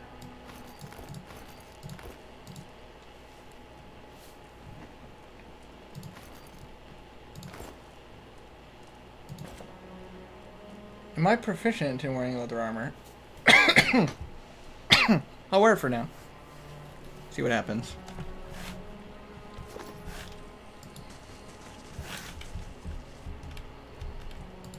Wait. Uh-oh.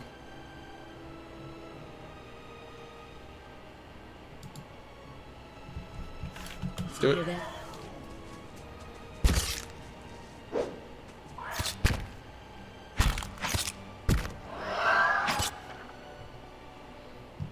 Uh-oh, when a character's health bar begins flashing red, it's a sign that they may soon be maimed or killed. The resident inn camping supplies to fully restore health. Whose health is low? Oh no!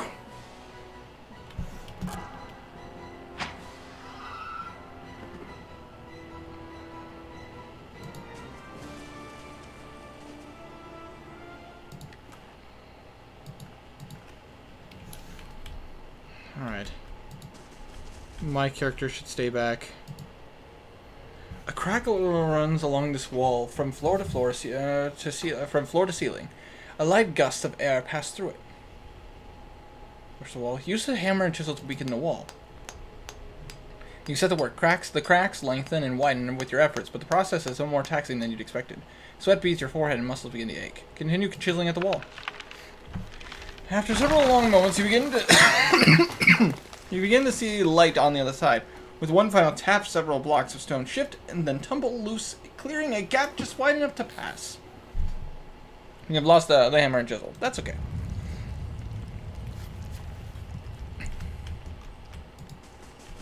I could scout ahead, see what's around the corner. Good idea. Okay.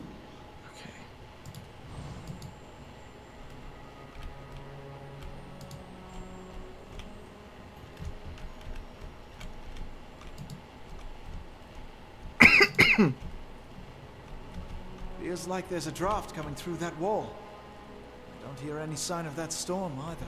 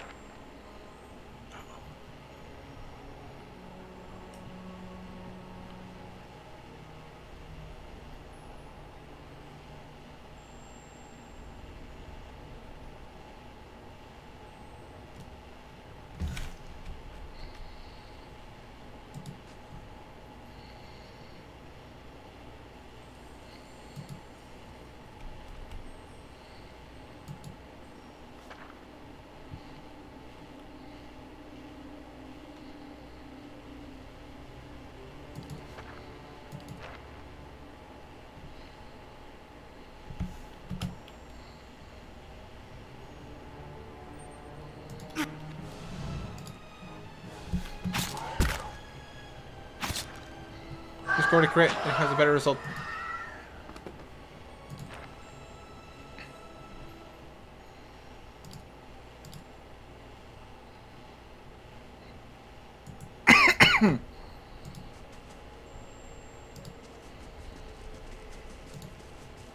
Good job, buddy. Alright. Yes.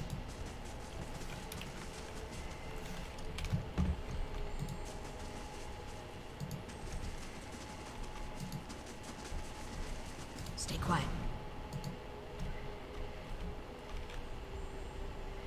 How can I help?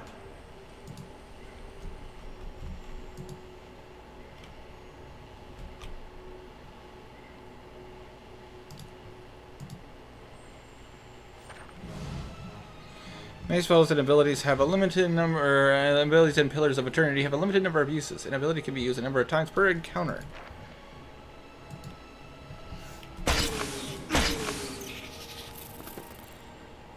Damn, I really should have thought about that.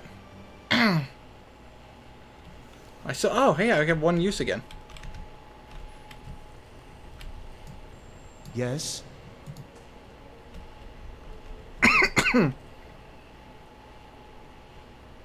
How can I help? They'll never know I'm here. Okay. So that's where that is.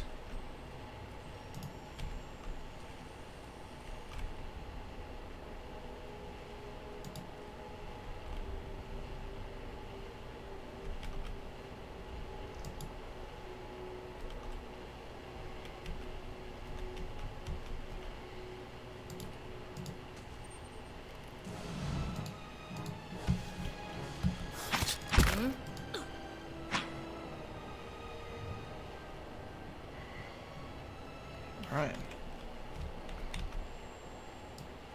Hmm? Hmm? Hmm?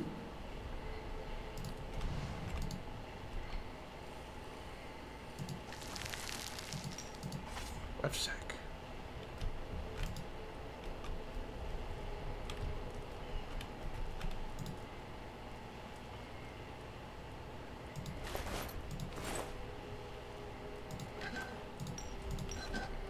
Only fitting that our rogue would be the one who's sneaking through everything. Hmm?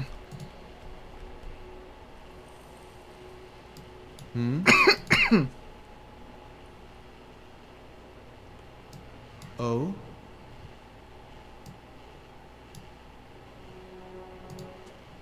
Alright. Slow mode can be used to direct characters in combat without pausing. Fast mode is useful for traveling through areas the party has already explored. Certainly. Alright. Whoa. Older robed man. 4 figures stand before an otherworldly apparatus, an ancient structure of chiseled Aedra and metallic veins, ominous and looming like a silent observer. Standing motionless in their midst is what appears to be a human body, colorless as stone or ash.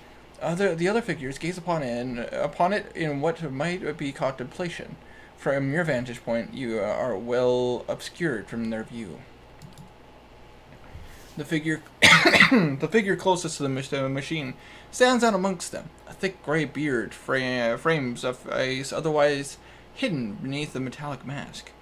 His faded robes are embroidered with runic language, unlike anything you've ever seen, and he wears a strange black headdress with 2 protrusions that jut out like wings of some malevolent creature. Oathbinder, bear witness, and see this man has kept his word true to his last breath, full to his blood's last drop. Guide his soul, queen that was, and regard it among your favored. Let his life by the key be his confession. Let his death by the key be his absolution. May he walk the world ever free from the crushing weight of the book. Interesting. Your brother has done his part, and you have seen the power of his contribution. I will accept no further hesitation from the rest of you. In the sight of the queen that was, will you fulfill the oath? Will you take your place beside your brother in the endless esteem of her memory that is without flaw? Step forth, and be assured of the great worth of your life's course. The fuck?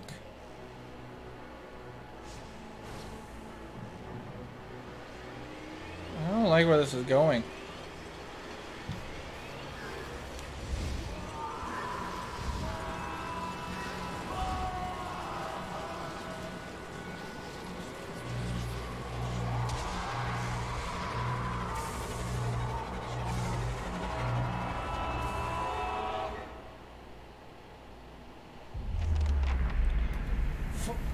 For an instant, the apparatus goes quiet and the air is still. Then, all at once, it erupts with a concussive surge. Light floods your vision, and you are knocked to the ground. Your head snaps back as you land. The pain wells into the back of your skull, washing your last thoughts away into the black, unconscious void. You open your eyes to a different place, another time. You stand in a circular room, grand and domed, its walls lined with Aedra and trimmed with copper. The style is ancient, but the chamber is unweathered. At the far end of a great pillar of Aedra pierces the floor from below. Its shimmering texture gives the illusion of boundless depth. Encircling the pillar is an apparatus, much like the one you have just seen, but immense and multifaceted and intertwined. Your thoughts are yours and not yours, and they seem to exist before you think them, and they are all questions. Pressing questions, troubling questions, questions that must be answered, or... At the base of the pillar, now, you see a man with a thick gray beard and ceremonial robe, crowned with a strange ornamental headdress. You know this man. You are walking towards him now, at a pace that is hurried, while trying not to appear so. You have something you want to ask him, one question above all, and the question spins madly in your mind.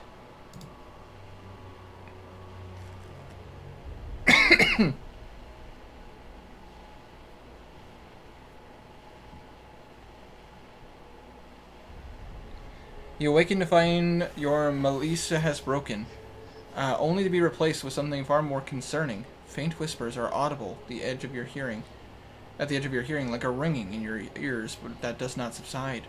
Movement flits through your periphery, but when you turn to look, you can see no sign of whatever it was. You find your gaze regularly darting this way and that, an involuntary paranoid tick. If this is a sickness, it may be dangerous to go without treatment for long. The figures at the machine stand frozen in place, flesh and blood, replaced by cinders and ash. The man who led them is nowhere to be seen. Hedwin and Kaliska lie bloody on an uneven cobbles, their bodies twisted unnaturally in death. You are alone and far from help. Gilded Veil may be your best hope of receiving treatment before things get worse. My friends are dead. Oh, come on. Your character has earned enough experience to advance in level. Click the icon on their portrait to level them up. But my friends are dead. Yes?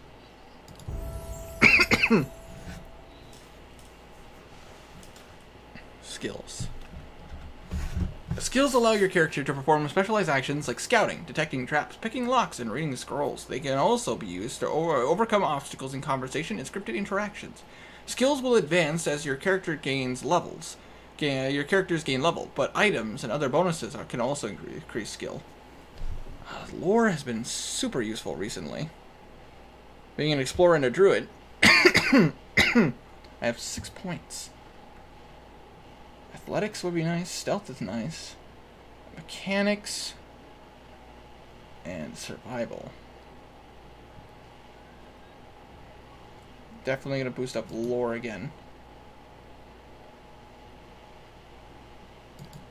Survival.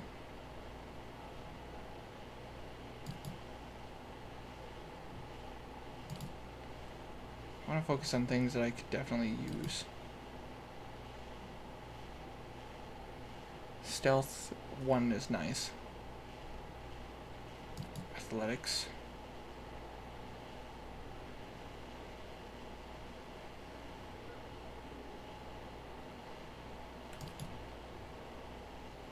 Could do difficulty 1 locks. Boost up lore again.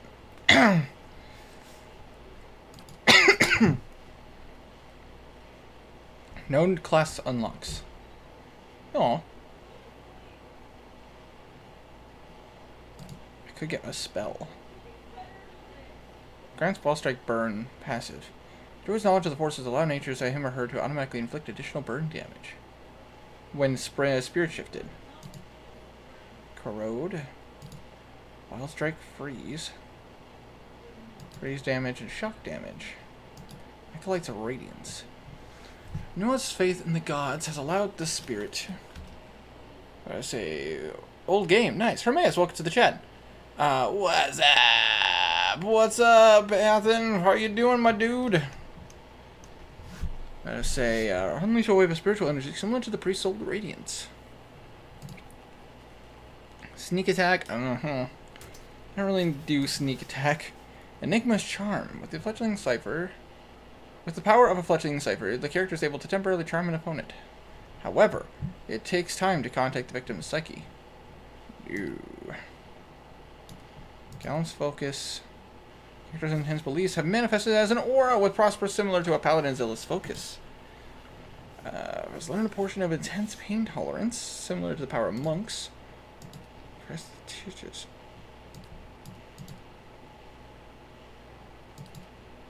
Wait, which one did I pick?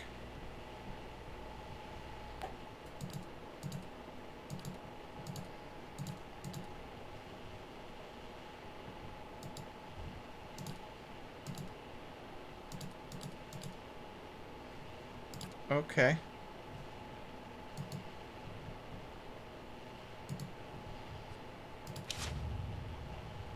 All right.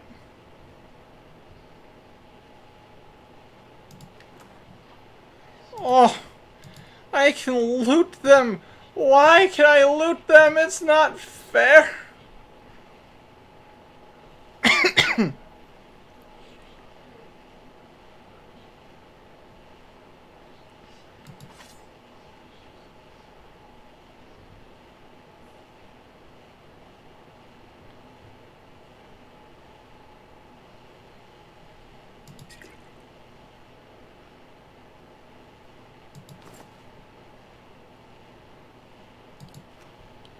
This is so messed up. My friends are dead. This looks like a Skyrim ripoff. Oh, this game existed before Skyrim did. This is called the Pillars of Eternity. This has been around for a while. As leveling a character up, you may want to review their statistics, open their character sheet, and see their attributes.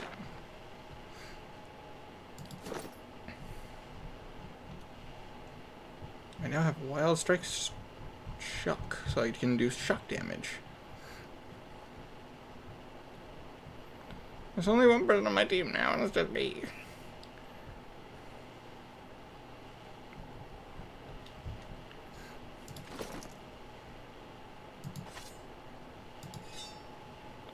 I have a rapier now. Helm.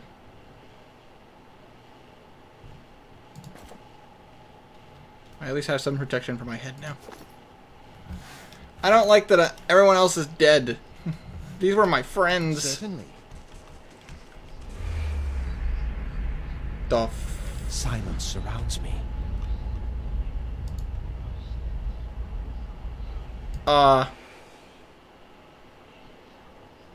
The fuck?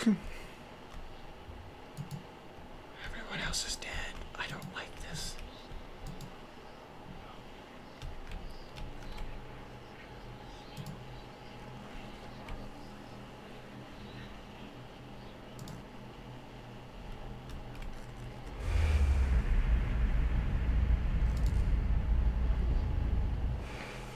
Why?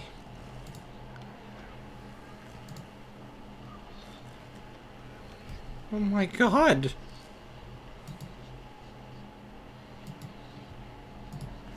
This massive structure is formed of stone, adra, and copper, and covered in strange glyphs. The air around it vibrates with unusual energy. Why?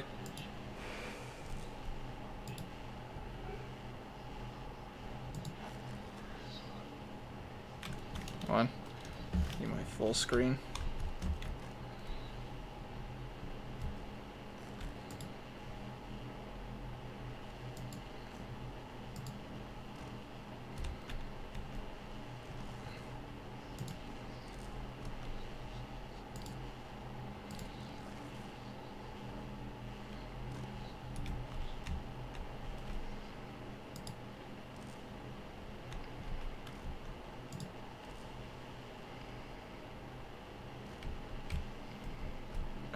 Hello?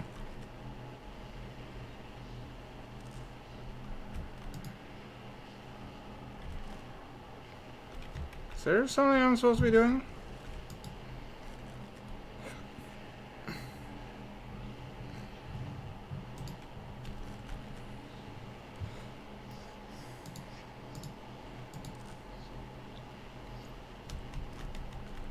It's not giving me any indicators.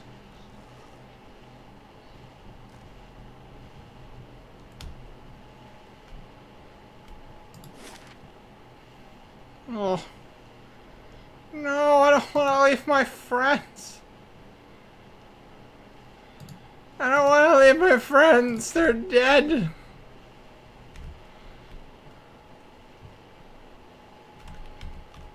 Why?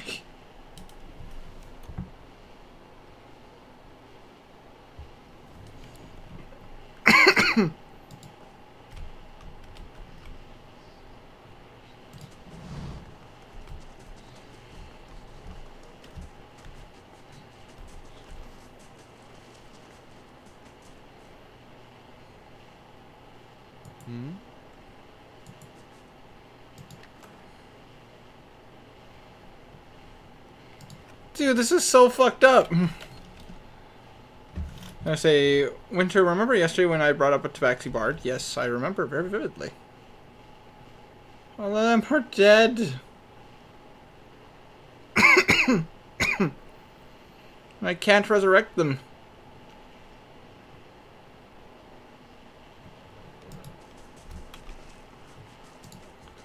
Dude, I'm so sad. My friends are dead.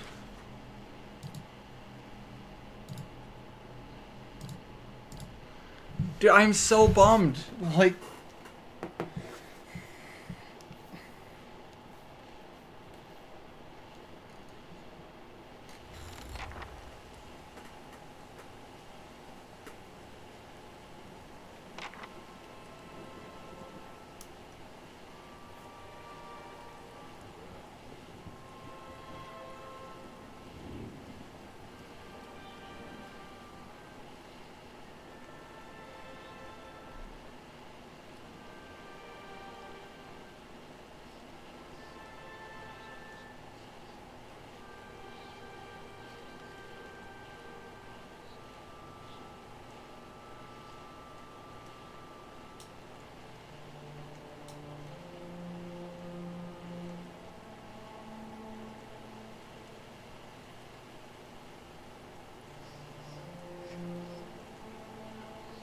Oh my god, they're just scheduled to die. That's so messed up. Like, there is no saving them. They're bound to die no matter what.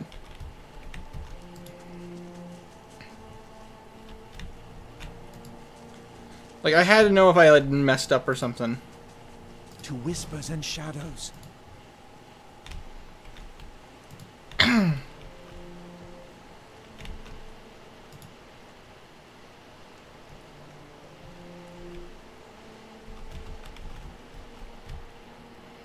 But I made one. Nice. How'd it go? Now, what name did you pick?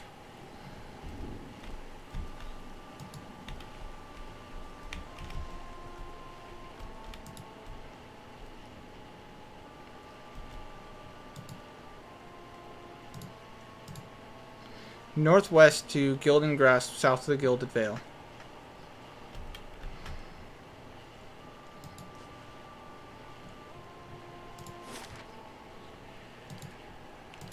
To Gilded Vale. The ways in which your character interacts with people and dialogue, even the more subtle ones, will tend to coalesce into a reputation as your fame expands. Some characters will interact with others. I'm just so sad. He's so cool. And for the name, I went with Cabas. Nice.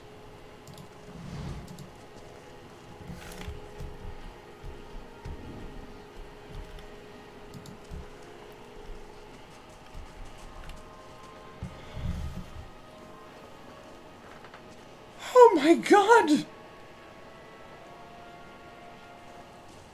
What did I walk in on? You must be one of the new settlers. Welcome to Gilded Vale. You'll be pleased to know that we've had some recent vacancies here. I can see that! He's a college eloquence bard that uses spells for all his performances. Nice. Do you welcome everyone this way?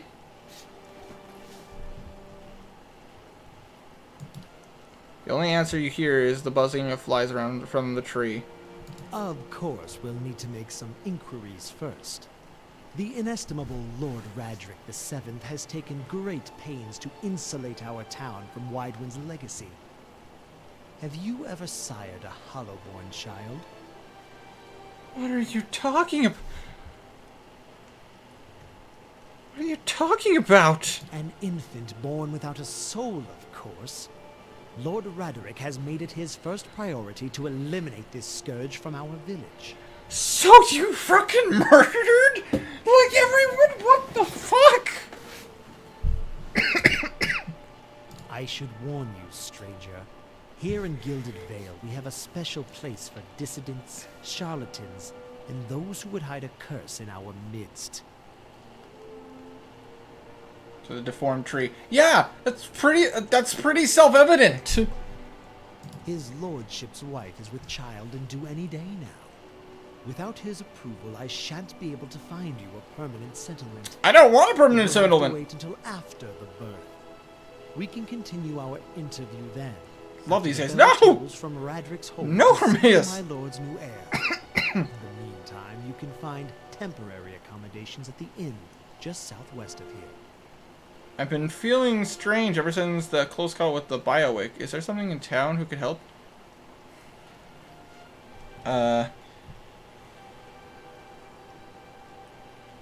That tree over there. Urget doesn't even look over his shoulder. Ah, yes. Not everyone has accepted the measures necessary to keep the village safe. Ever since Lord Radric banished the mothers of Hollowborn, some have taken up arms against him. And while he's been searching for a cure, he's been beset with frauds and opportunists. So you murdered everyone? What the fuck? That's so unethical! We've had ciphers, wizards, and animancers come through town, taking the Lord's coin and promising to end the curse. Lord Radric finally decided to make an example of those who would profit from our tragedy. He points to the body of a dwarven woman. The latest was an animancer from the Valian Republics who claimed to know techniques none of us had seen. By now, we've seen it all. You said something about Hollowborn and Wydwin's legacy before. I forget that you foreigners do not know do not have this curse in your homelands. The Hollowborn have been a scourge upon the Deerwood for almost 15 years now. He lowers his voice to a whisper. Children born without souls. Pitiful, dumb things that breathe, barely, but do not truly live. Some say the Hollowborn are a disease, and some say they are punishment from the gods.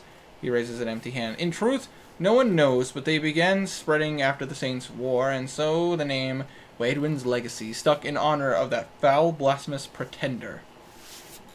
I see. Lord Rhetoric decrees may seem strict at times, but he has our best interests at heart. Does he now? Looks to the tree.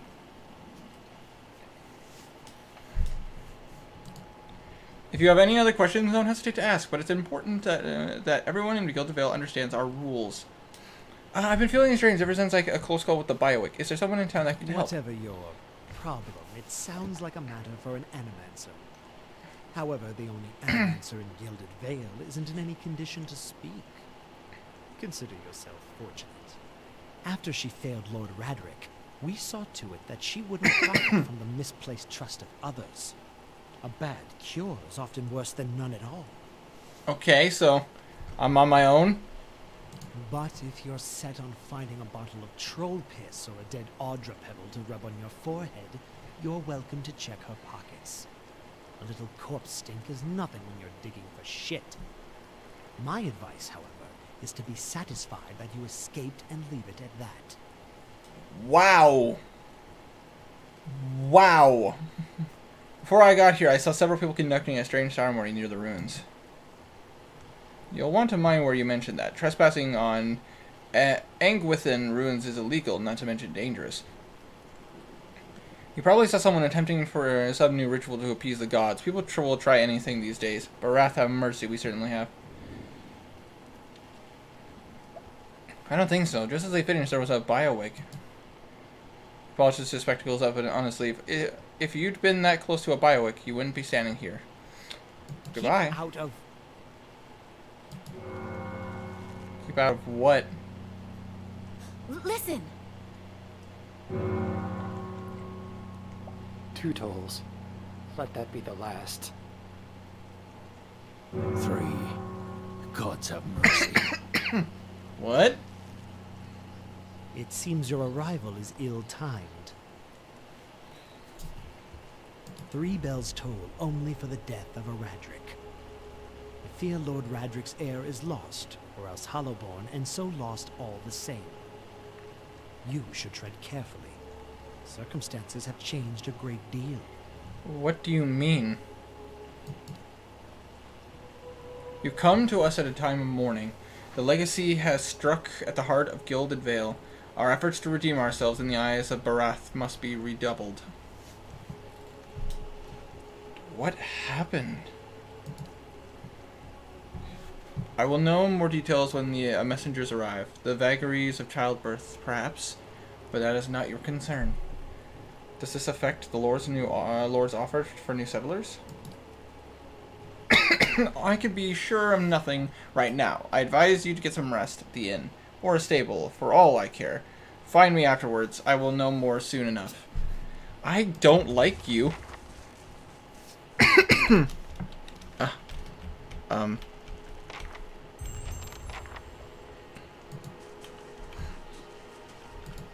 No, I would like to avoid as many people as possible. Are you the inn? I'm hoping that you're the inn.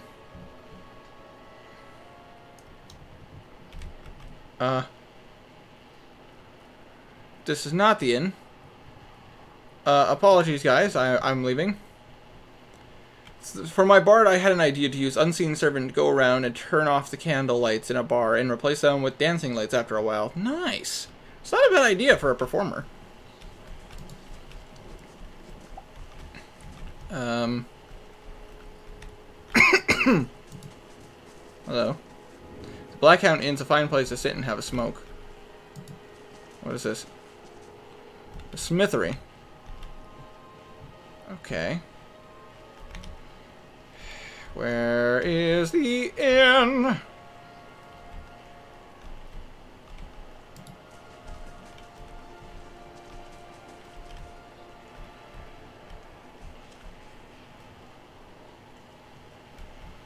Guys, I don't know where the inn is.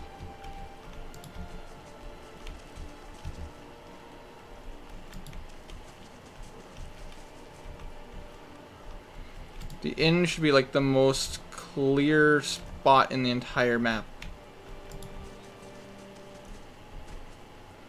Aloth. You see four people gathered by the door at the inn, with their raised voices and chopping gestures suggest an argument reaching its climax.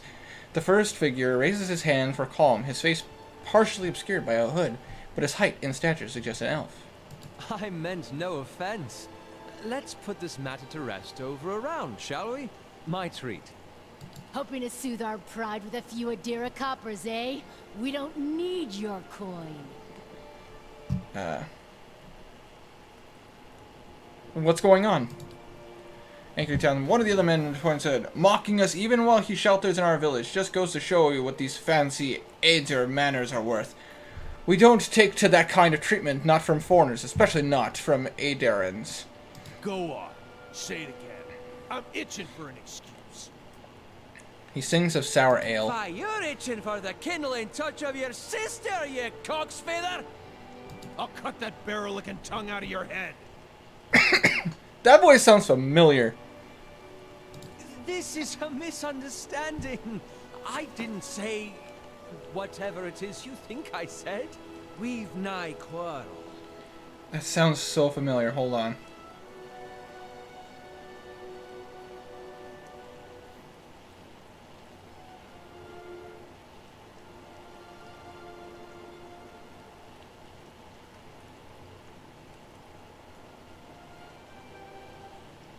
Hold on. I'm just checking something real fast. Who is the voice actor for him?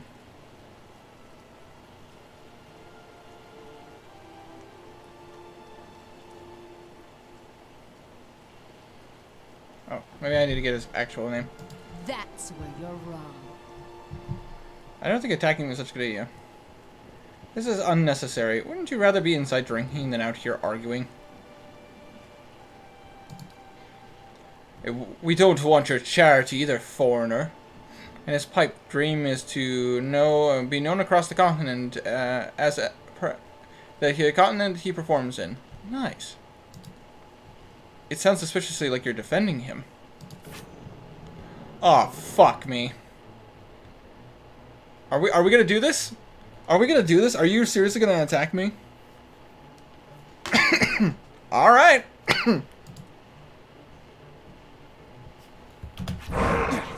Finish that.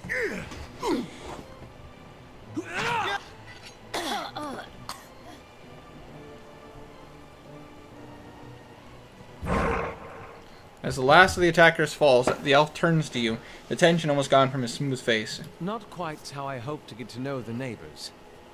Thank you for your timely assistance with that awkward situation. You're welcome. I'm glad I could help.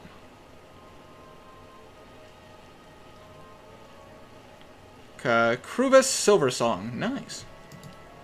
He gives a quick smile. Courtesy is a rare pleasure. It's a rare pleasure in these parts. Though your accent suggests that you are no more local than I. Accurate. He straightens his hood, and you note the remains of fraying embroidery on his gloves. His boots are caked with the dirt of many months' travel, but the leather work beneath it is sturdy and fine. Well, I suppose introductions are in order after that little fiasco. Aloth Corvusser, at your service. Everyone has no life outside of TNT anymore.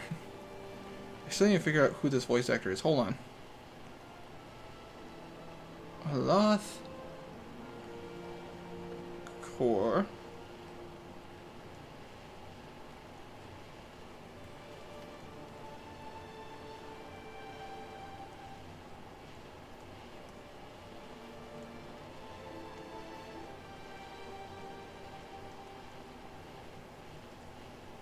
I fucking knew it! It's Matt Mercer! I knew it! That voice sounded way too familiar. That voice sounded way too familiar. Tell me about yourself. Well, I'm a wizard by training, and an adventurer by necessity. I was born in the Seathwood, part of the mainland of the Adir Empire. D&D is the best game. Both of my parents served the nobility, which afforded me an education for which I'm grateful. I knew this voice However, sounded too familiar. There were no open positions in those houses, and so I decided to seek new means in a new land. All right. And how exactly did you come to be here? I was traveling with a caravan, but we were separated near some ruins. In Gwithan ruins? Well, those can be dangerous places during the best of times. Oh yeah, that's totally Matt's voice. I know, right? Half the locals would have That sounds like Matt's voice. It is Matt Mercer. I'm curious. What exactly did you find there? Several hooded figures operating a strange machine. A loth goggles at you silently, apparently assessing your earnestness. Finally, he gives you a clipped, awkward laugh. You do manage to find yourself in rather interesting predicaments. Indeed. Just how did you manage to cross those three drunks? I'm afraid that was a matter of misunderstandings and mistranslations. It doesn't help that people in these parts remember their war with Adir like it was yesterday. You did tell that one man to go fuck his sister. You did make a rather loose suggestion regarding one of the aggressors and his own sister. That. He clears his throat and adjusts his sleeves. As I tried to tell them, they misheard me. Perhaps happens all too easily after a few pints, and the accent doesn't help. I really want to play D&D again, man. D&D is fun as hell, and I still have tons of fun playing. I heard the same thing. I see. For which I am grateful. Let's discuss something else, shall we? What are you doing in the Gilded Vale? At least I got to make a character for a coming campaign already. Nice. What character are you going with? Character are you going with, Juan? An excellent question. I came looking for fresh air and cheap land. Instead, the magistrate gave me directions to the inn and a story about the local lord's expectant wife. But I take it that's a familiar tale. Yep. And you? Like you said, I am also a settler. I've been experiencing strange things of late. I'm looking for an expert on souls. Like you said, I am also a settler. Indeed. In that case, welcome to Gilded Vale, a true refuge from civilization. You don't exactly look like a settler. Begging your pardon, but neither do you. Yet, circumstances can find a person in the strangest of places. True. I should get going. As should I, given recent events. It's just as well. I've had enough of the watered wine and lumpy beds at Sorcerer. Ooh. They say even the owner tired of the place. Gwyn, the blue draconic sorcerer. Interesting. Explains quite a lot about the upkeep. Interesting class choice. Racing class choice. I could join you. I could use a change of scenery, and I find it's better to travel in numbers. So do I. Let's go. Let's go then. Excellent. I shall follow you. All right. Guys, I have a new party. I'm not freaking alone anymore. Well, first, his right arm is engulfed with blue scales, and his right right hand is a dragon's claw and acts as its arcane focus. Interesting. 9 copper and 3. I say, got some money. Money, money, money, money. Money, money, money, money, money, money.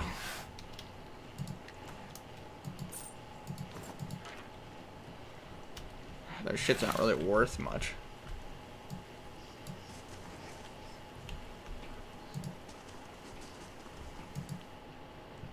Alright, let's go into the inn and see what's going on.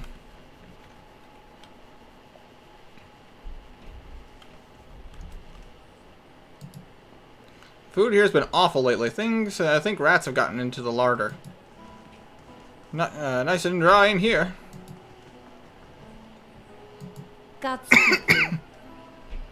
Oh, greetings and welcome to the Blackhound Inn. The innkeeper bows her head curtly. Please sit where you like. Would you like a drink or a room? We have 2 available at the moment. I'm afraid we can't offer much by the way of good meal today, she sighs, unless you're fond of cold porridge. I'd like to see what you have for sale. I'd like to know more about the Blackhound. I'd like to know more about the Blackhound. Really? Well, let me see. The actual buildings here have been here for years, but the Black Hound's fairly new. We get a lot of new faces in here, too. Fewer than we used to, I'll admit. So how's Pillars? I thought about getting it because I was in the CRPG mood. It's actually not bad. I'm enjoying it quite a lot, actually. The large amount of different classes, different races you could play, it's very interesting. I'm very fascinated and excited to see more. I used to work the tables, actually, until the old owner up and left. Nobody's sure what happened to him. He even left his poor hound behind. That's the name, you see? The Black Hound. It's still sitting upstairs, pining after him. Poor old girl. Place ended up in my hands somehow. My very own inn. A lot of hard work involved, but it's been worth it so far. You only serve porridge? Aloth looks at you and shakes his head quickly. It isn't by choice, I assure you. We used to serve some of the finest meals in Deerwood. We've had a damnable run of luck, is all. It's been a bad season for the crops, and we're running low on supplies. I sent Tenfrith up north to stock up. Tenfrith's our cook, you see, an artist with a good roast. But it's been days since he was supposed to return, and we haven't seen any sign of him. She says again, I've only just taken over from the last owner, myself. I don't know what I'll do if he doesn't turn up. I could try to find him for you. Really? Her face brightens. I'd be grateful to you if you did. He was traveling through the Vale Wood. It's probably nothing. A broken wheel, maybe, but I do worry. You see him safely home, and I think everyone in here would sing your praises. Nobody much likes porridge. For now, though, I'd like a room, please. Of course, we keep them nice and tidy.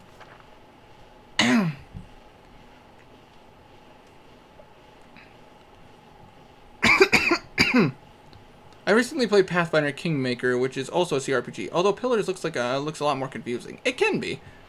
Actually, how do my characters look? Characters. Yeah, low health. How is he's full health? Let's rest.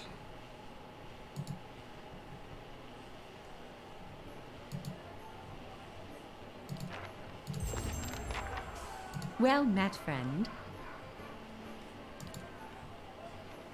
Like a room, please. 110 copper. I have 159.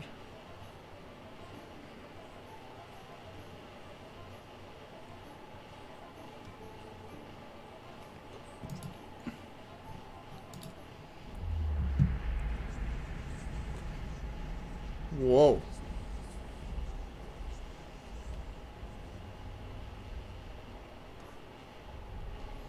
Your sleep is restless and fevered.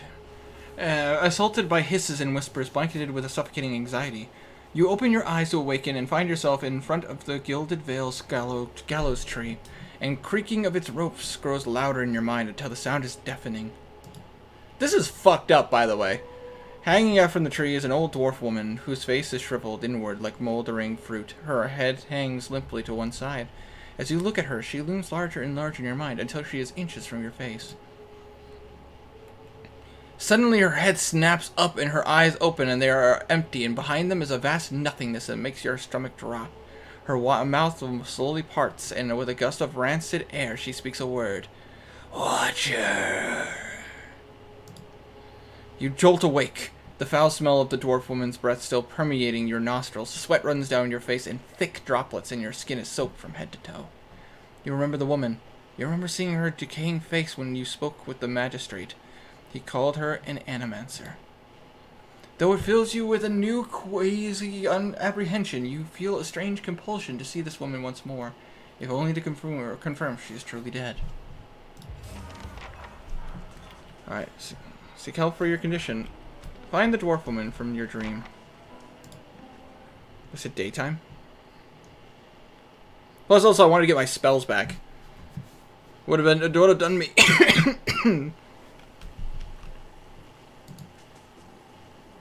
Poor Afra is worried about her child. Don't blame her. Oh? Yeah, it's still worth shite.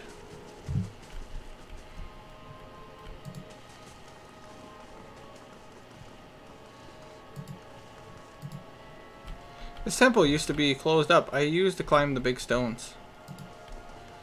It's a godlike. Hello. As you near, you feel a vibrant history contained in the essence of this man's soul. Voices from its past seem to call out to you. You see a permanent waving, tall and sluggish in the wind, a rising sun embroidered on a banner, a vanguard of small troops of a small troop of paladins. The atmosphere is buoyant if restrained, and their armor has not yet been tarnished by the elements. This expedition is fresh, young, filled with zest. How much reading am I doing here? Distance, lightning rise. Oh, Jesus criminy. Holy crap.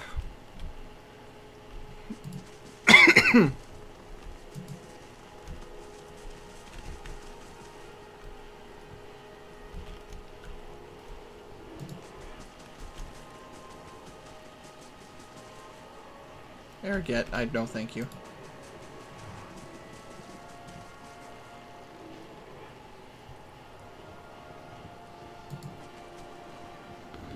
Caldara de Baranzi. The squat, distended body of an elderly dwarf woman dangles from a thin, crooked bough that sags at the tug of her noose. The bloated purple flesh of her neck, worn away in patches like moth-eaten linen, bulges over the rope that suspends her, and her lifeless head lolls forward rigidly from one side to the other with the breeze shifts. You perceive a faint glow around her that casts no light on its surroundings, but there is a tepid warmth to it. You feel somehow that you could reach out and touch it, not with your hand, but with some aspect of yourself that has no worldly dimension. Reach out for the woman.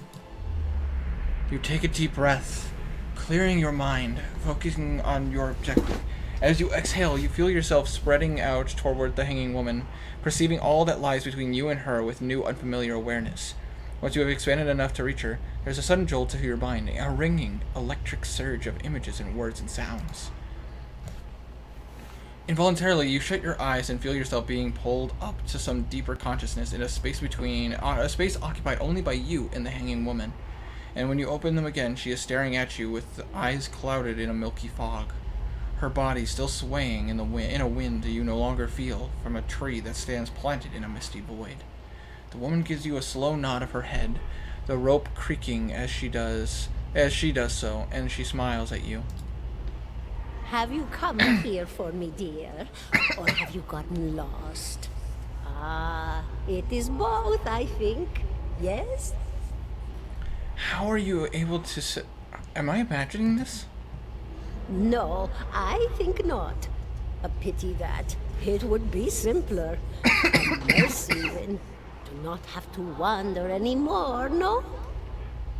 Alas, we are here, you and I. Wherever here may be. Depends on how you word it, Hermaeus. Because depending on how you do it and how you word it, I would consider giving advantage, but it would depend on how it's explained. How are you able to speak to me?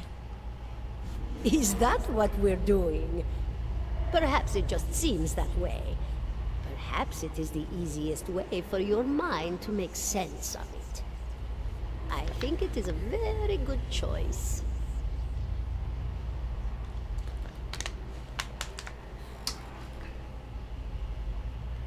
I think I survived a bailiwick. Do you know why that would be? Did you now, dear? My, that would be something, wouldn't it? Could be luck, could certainly be. A storm can be a careless thing. Or maybe it got its hands around your soul but couldn't pick it up. A soul can be heavy if it stayed in one piece through its time. Strong souls, we call them in the trade.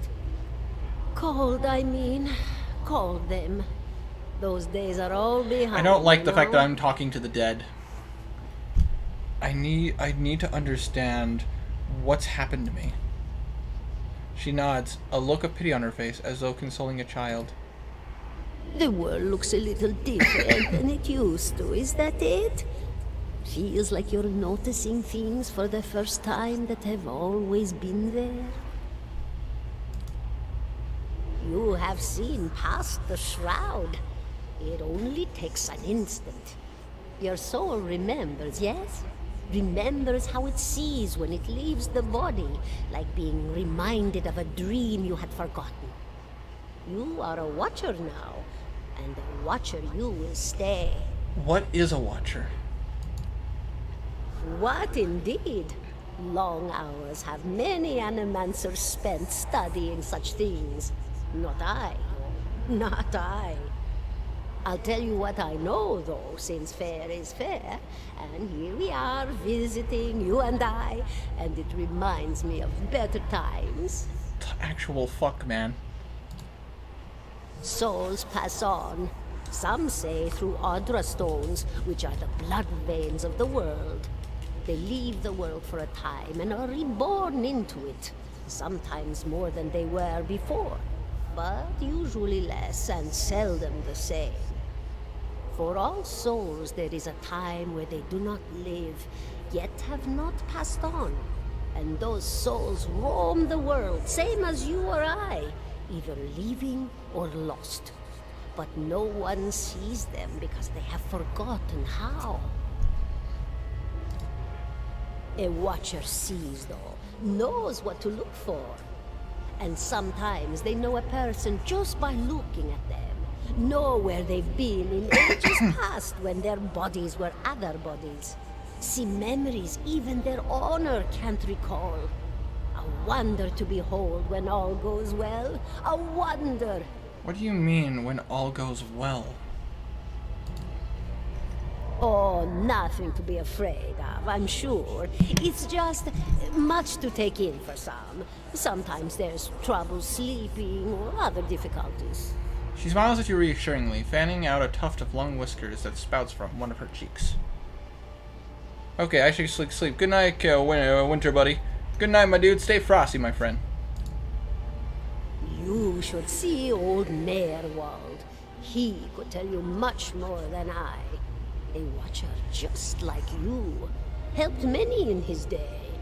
Took up in an old keep no one would claim. Not far, not far. Kadnua, beyond the Black Meadow.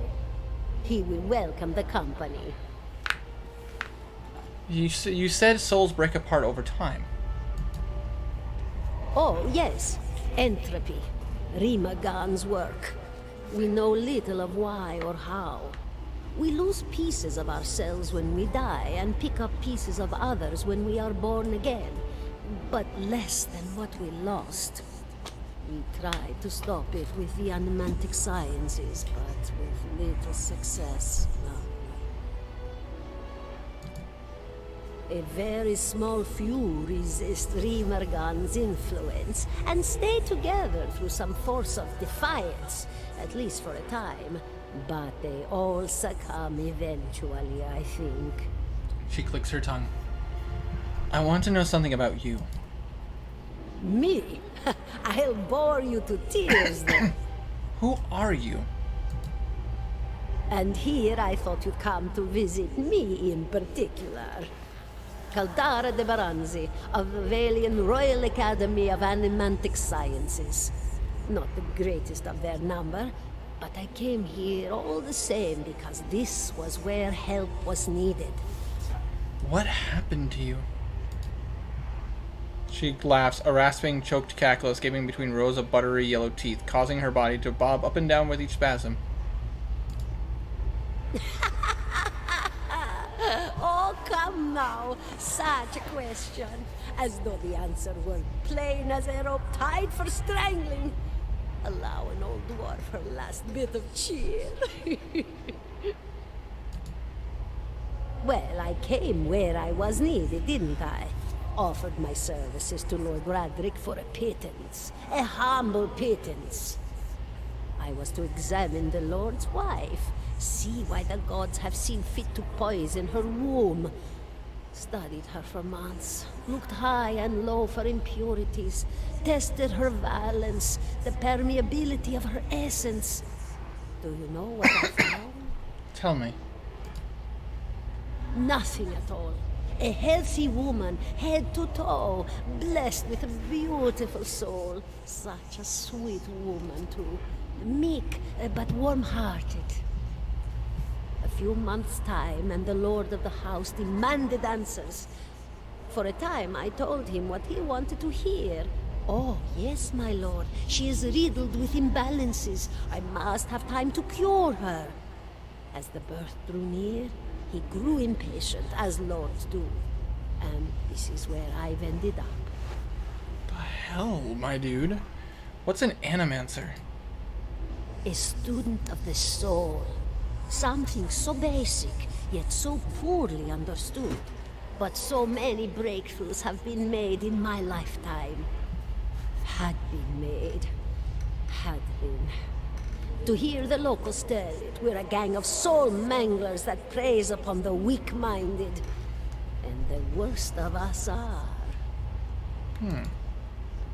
But the best of us? The best? Inspirations. Miracle workers. My parents were soul twins.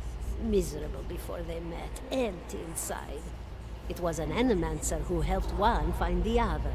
Turned their lives around. You wouldn't believe the stories. Amnesiacs helped to remember their lives. The suicidal brought back from the brink of oblivion. The elderly afforded extra moments to say their goodbyes. How soon we forget when we're afraid. Yikes. It's a fascinating science. A fascinating time to be alive in a place like Deerwood that does not control the research, no? I love the Valian Republics for many things, but their recent caution will leave them behind, I fear. I had other questions. Of course, dear. I asked her all the questions. Farewell. Goodbye, my dear. It was lovely visiting. Caldera closes her eyes and her head slumps forward over the noose, and your surroundings seem to bleed into your vision from some unknown place of waiting. Grendel Point Crow was granted Crucible of the Soul. Are you alright? You seemed lost just now. I'm a watcher. His arched eyebrows recede into his hood. Well, that is interesting. And I expect this has something to do with the hooded figures in the ruins. In any case, I appreciate your honesty. Since we're traveling together, it's probably wise for us to share these things. Do you know anything about Watchers? Only that they're rare, and that they seem to have unique insights into certain soul conditions, as you just demonstrated. Let's continue on.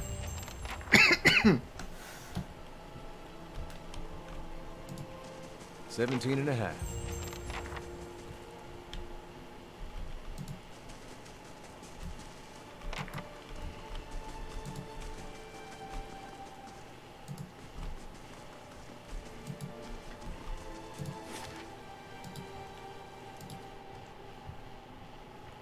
Alright, let's see if we can help find this gentleman, the cook.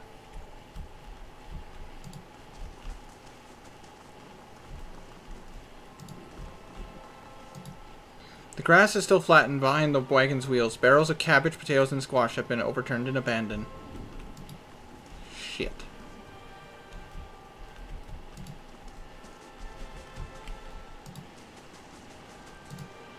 Shattered pieces of crate are strewn across the dirt along with few muddy vegetables.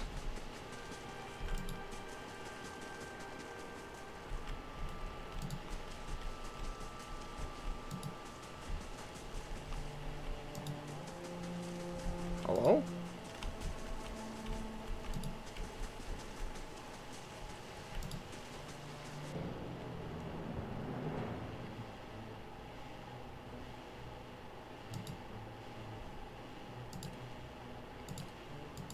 Oh? How may I help? Oh, you're a wizard. You're a wizard, Harry. Yes?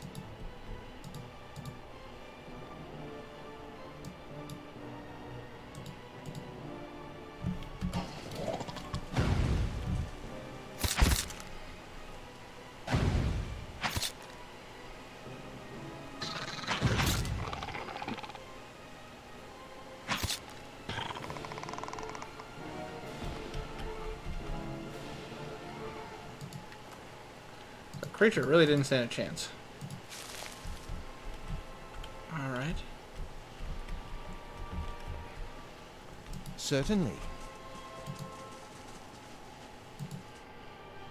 Wonder what's in this cave.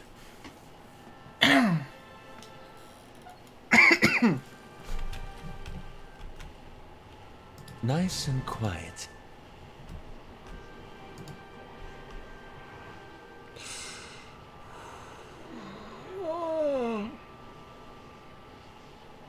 Aye?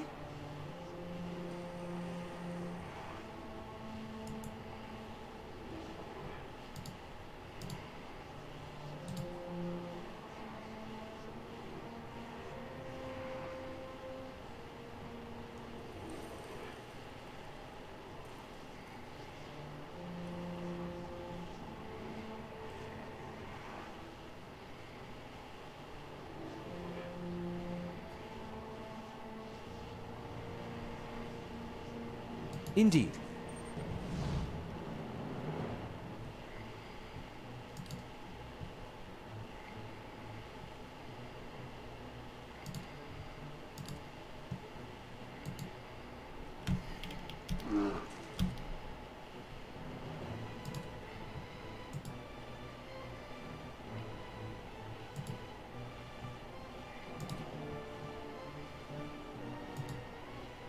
Aspect, worth, and wrath! Nice job.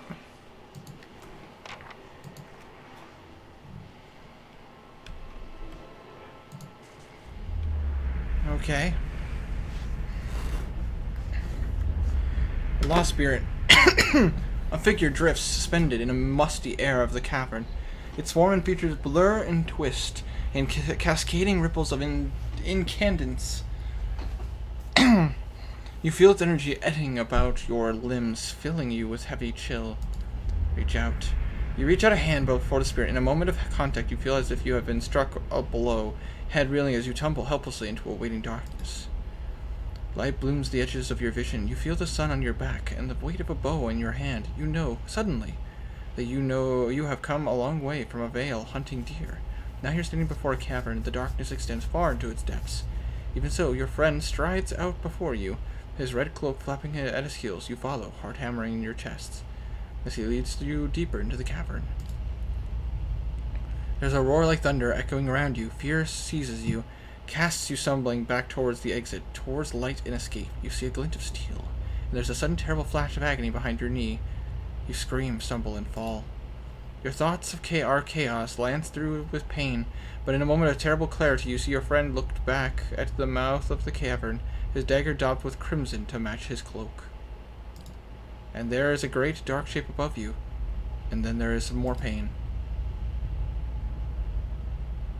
The vision recedes, and you are thrown back into yourself with seemingly resentful force.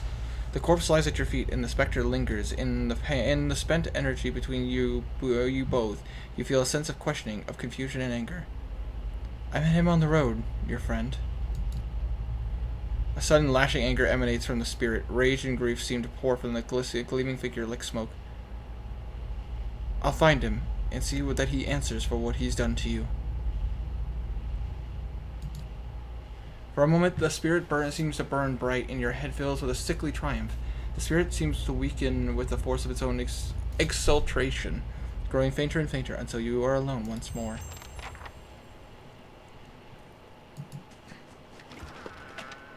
I'll take the Morning Star. Nice. Well. Yes. Having a wizard in the party. Definitely useful. Considering we took that bear out ridiculously easily.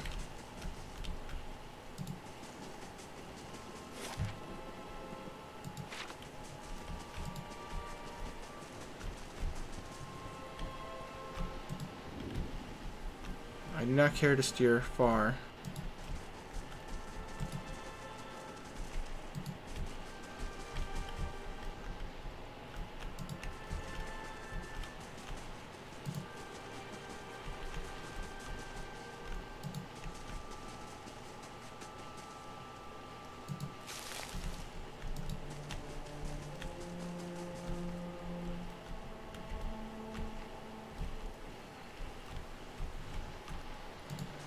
here, here.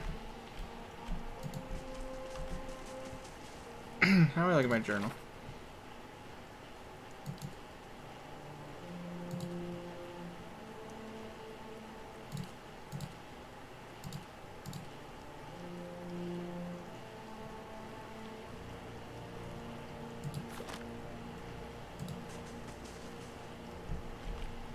Sharp eyes and keen ears.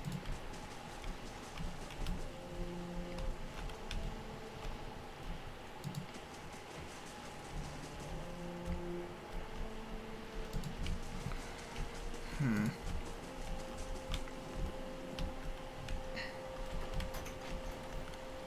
you doing? I'm doing good. Trying to complete a mission. But I say, currently looking for a cook that had gone missing. I did just fight a bear, and I found Matt Mercer already. He's my new companion that travels around with me. Nice. As soon as I heard his voice, immediately I was just like, I know that voice! And I had to double check, so I looked up the voice actor. He's like, Matt Mercer. I'm like, I fucking knew it. I won't be too long, my love. I'm honestly probably just gonna finish this mission. Okay. I'm trying to see if I can find this cook, but it's a bit more complicated than I thought. I found a body, but it's not letting me click on it, so I'm assuming that's not who I'm looking for. No. Probably not. So then where is... Is this a multiplayer game? Single player, but it's about to say, if I get it on the if I get it for, I know I could buy this for the PlayStation. I think I might end up having you play with me at some point. Okay. It's very fascinating. Is it couch co-op or something? No, it's more like a point and click. Oh. It's like a overview and you control everybody. Mm. It's very interesting though. It plays very similarly to D&D. Again, I'll have to play it on the PlayStation. Me and you can work together. It's more like decision-based, if that makes sense. No, I gotcha. We'll make a character. I'm not worried about it. Okay. But I need to figure out what the fuck is going on, man. There was a cat. Can I climb up here? What the hold on. There was a cat in here. I don't know where she went though. Interesting. Okay. I love you.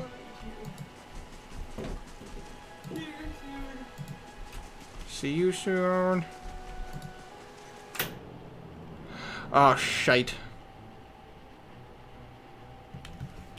It's fine.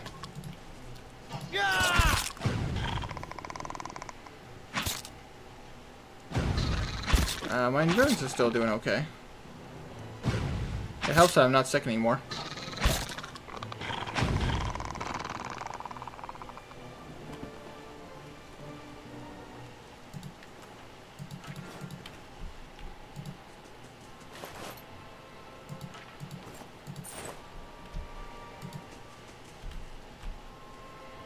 I shall be discreet. The struts and supports are large enough to have ribs of a vertebra of a dragon. Jesus. Now here's something. Interesting.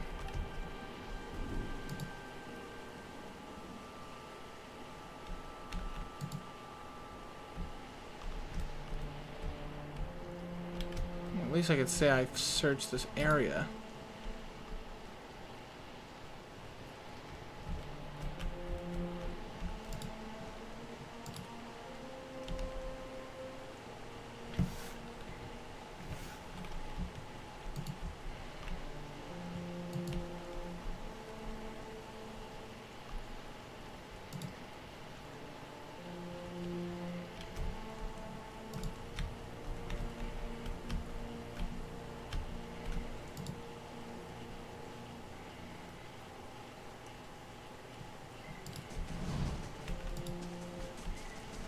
Silence surrounds me.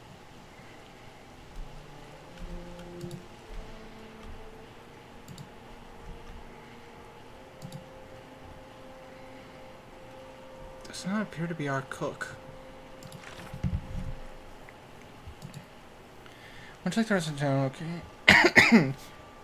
He might have come to harm on the road through the Vale Wood. It is seeking for the chef safely return. How? I don't know where to find this person. This is easier said than done.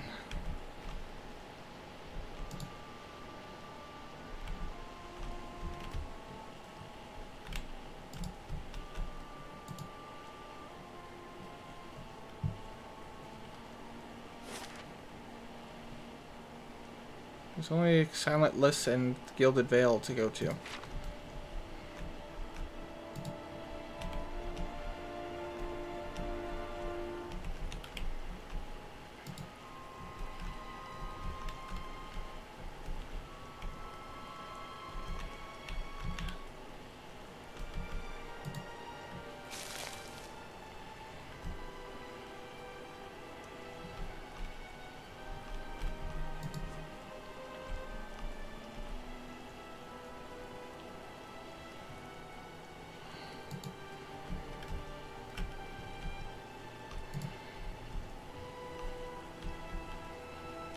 Oh no! How many dead people are here? Jesus, criminy. I don't know how I feel about this guy. Oof. Shit.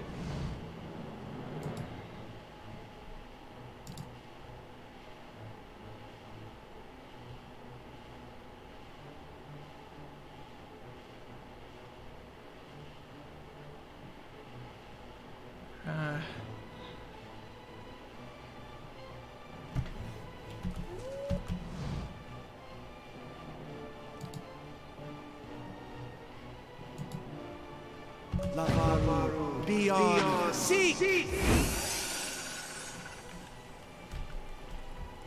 Oh, that didn't work. Hi?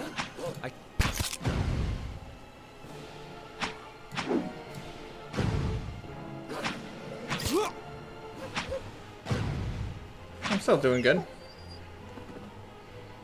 How about killing young animals? Certainly. Silence surrounds me.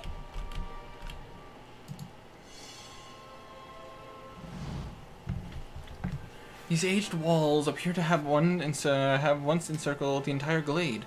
Only a small fragment remains, and the stairs lead to the top of the structure. Examine the wall more closely. The heavy bricks are slick with moss, presenting a hindrance to climbing. But the stones themselves seem sturdy enough. Given the right tools, one might easily reach the top.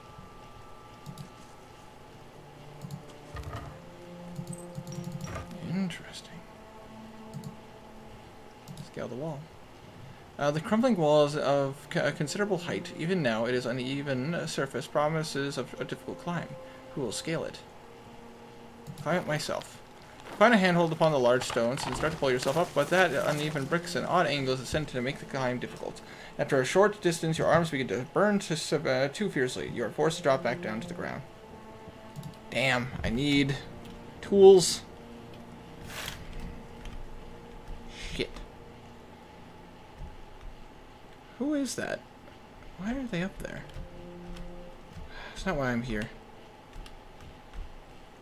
I need tools.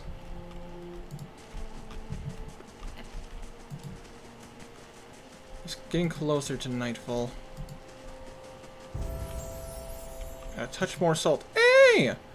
The young dwarf tending to the stew looks up, startled, as he sees you approach. He drops his ladle, spattering stew across the ground. What? Get him, you dogs, and make sure our new cook doesn't run off. Help, please! Help!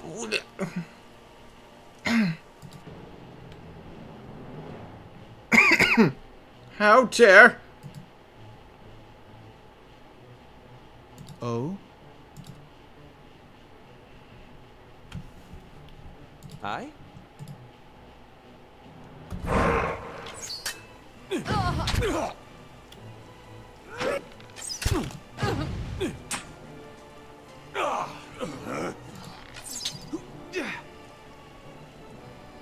Think you can mess with a druid? What up?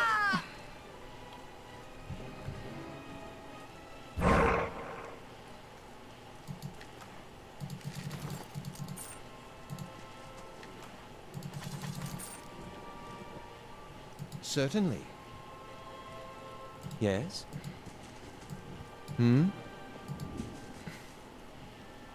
Welcome. By the flame! Thank you, thank you, thank you. I thought I'd be stuck cooking for these ignorant weasels for the rest of my life.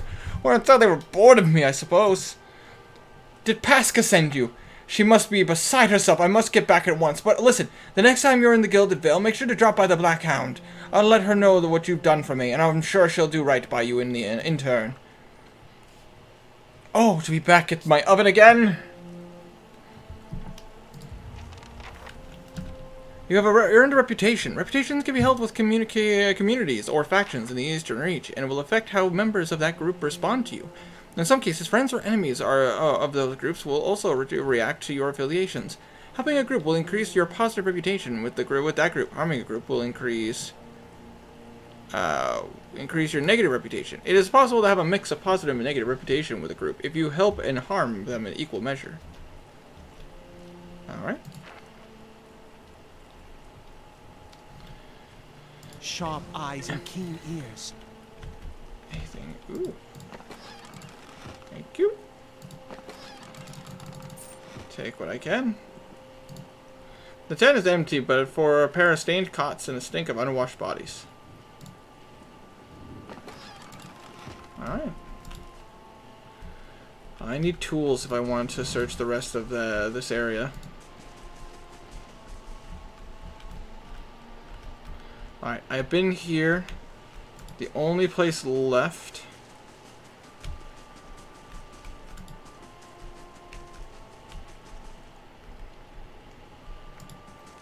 The only place left to search, unfortunately, I can't search because of the fact that I need tools to do so. It's very interesting. I like this game a lot. This is very chill.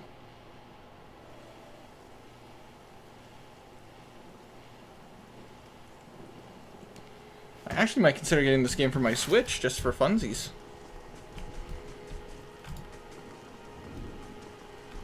A man in red.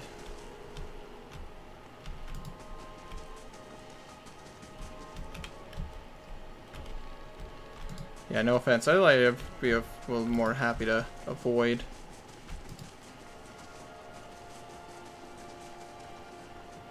I told her, that's not a pistol. Ah! So funny. So funny, dude.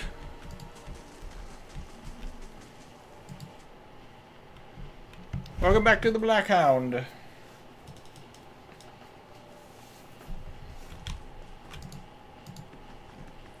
Hello. Welcome. Hello and welcome to the Intercure. Oh, it's you! Tenford told us what you did for him. It's such a relief to have him back. I can't thank you enough. Consider yourself a favorite of the house. Discounts on drinks, rooms. Tenrith said he wanted to whip up something nice for you. He's already back to work. She laughs. So what would you like? I could use some reliable help. Do you know anyone looking for work? Oh, well, I wouldn't say I can speak from experience, but I do know, but we do have a certain source coming by looking for work from time to time. If you want to hire someone on, I'd be happy to send them your way. Party gains 784 experience. Nice. Let me see what I have to work with. Nah, I'm okay. Late for dinner.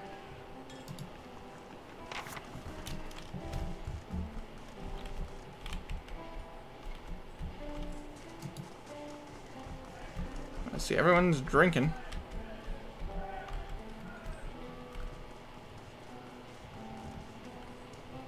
I don't suppose I'm... Nope, I'm not allowed in the back. Damn.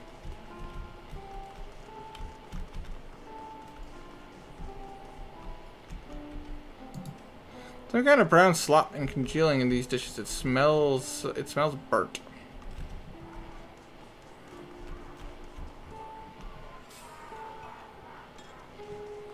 Dressed in a red cloak.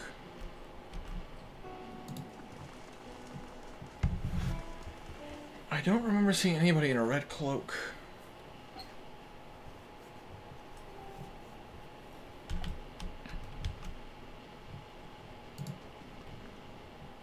Grab a drink, friend. Not much else to do in this town. Says the woman from Thane.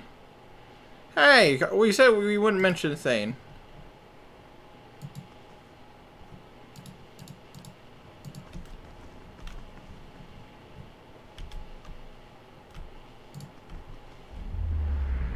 As you near, you feel vibrant history contained in the essence of this man's soul.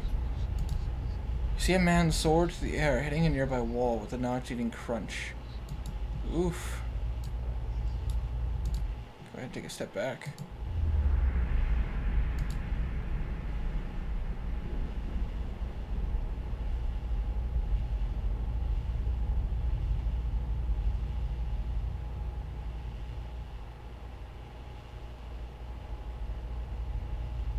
Oh my god.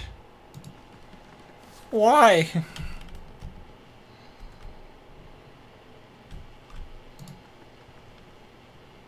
These bones are covered by tiny bite marks. Oh. Aww. This hound stares intensely at the covered window, head cocked as if waiting to hear a particular sound. It looks up when you approach and whines a low note, tail wagging slightly. Sorry, girl. I could use a good dog. Here, girl. The dog's ears perk up. It trots over to you and barks happily. You have gained an item. Black Hound added to inventory. Did I just get a dog? Hold on. Inventory.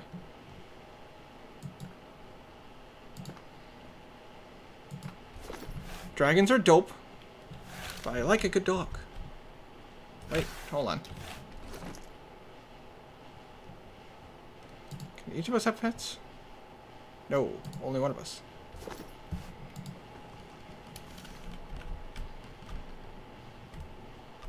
Guys, we got a pupper. I'm super happy. This is someone's bedroom. I feel like this is stealing. Nope. I am not one of those guys. In games like this, there are repercussions to stealing.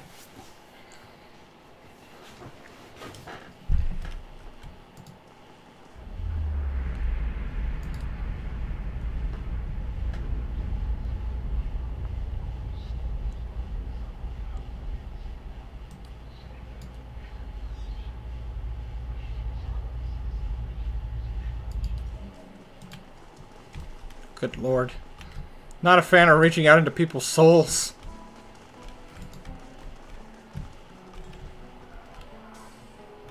Alright. Save the game.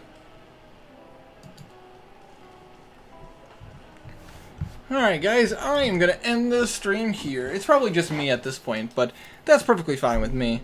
But just want to say thank you guys so much for watching. I hope you guys did enjoy. If you did, make sure you press on that like button, like there's no tomorrow. And hopefully guys, I'll get to see every single one of you in the next video. So make sure you all take care, stay healthy, and most importantly,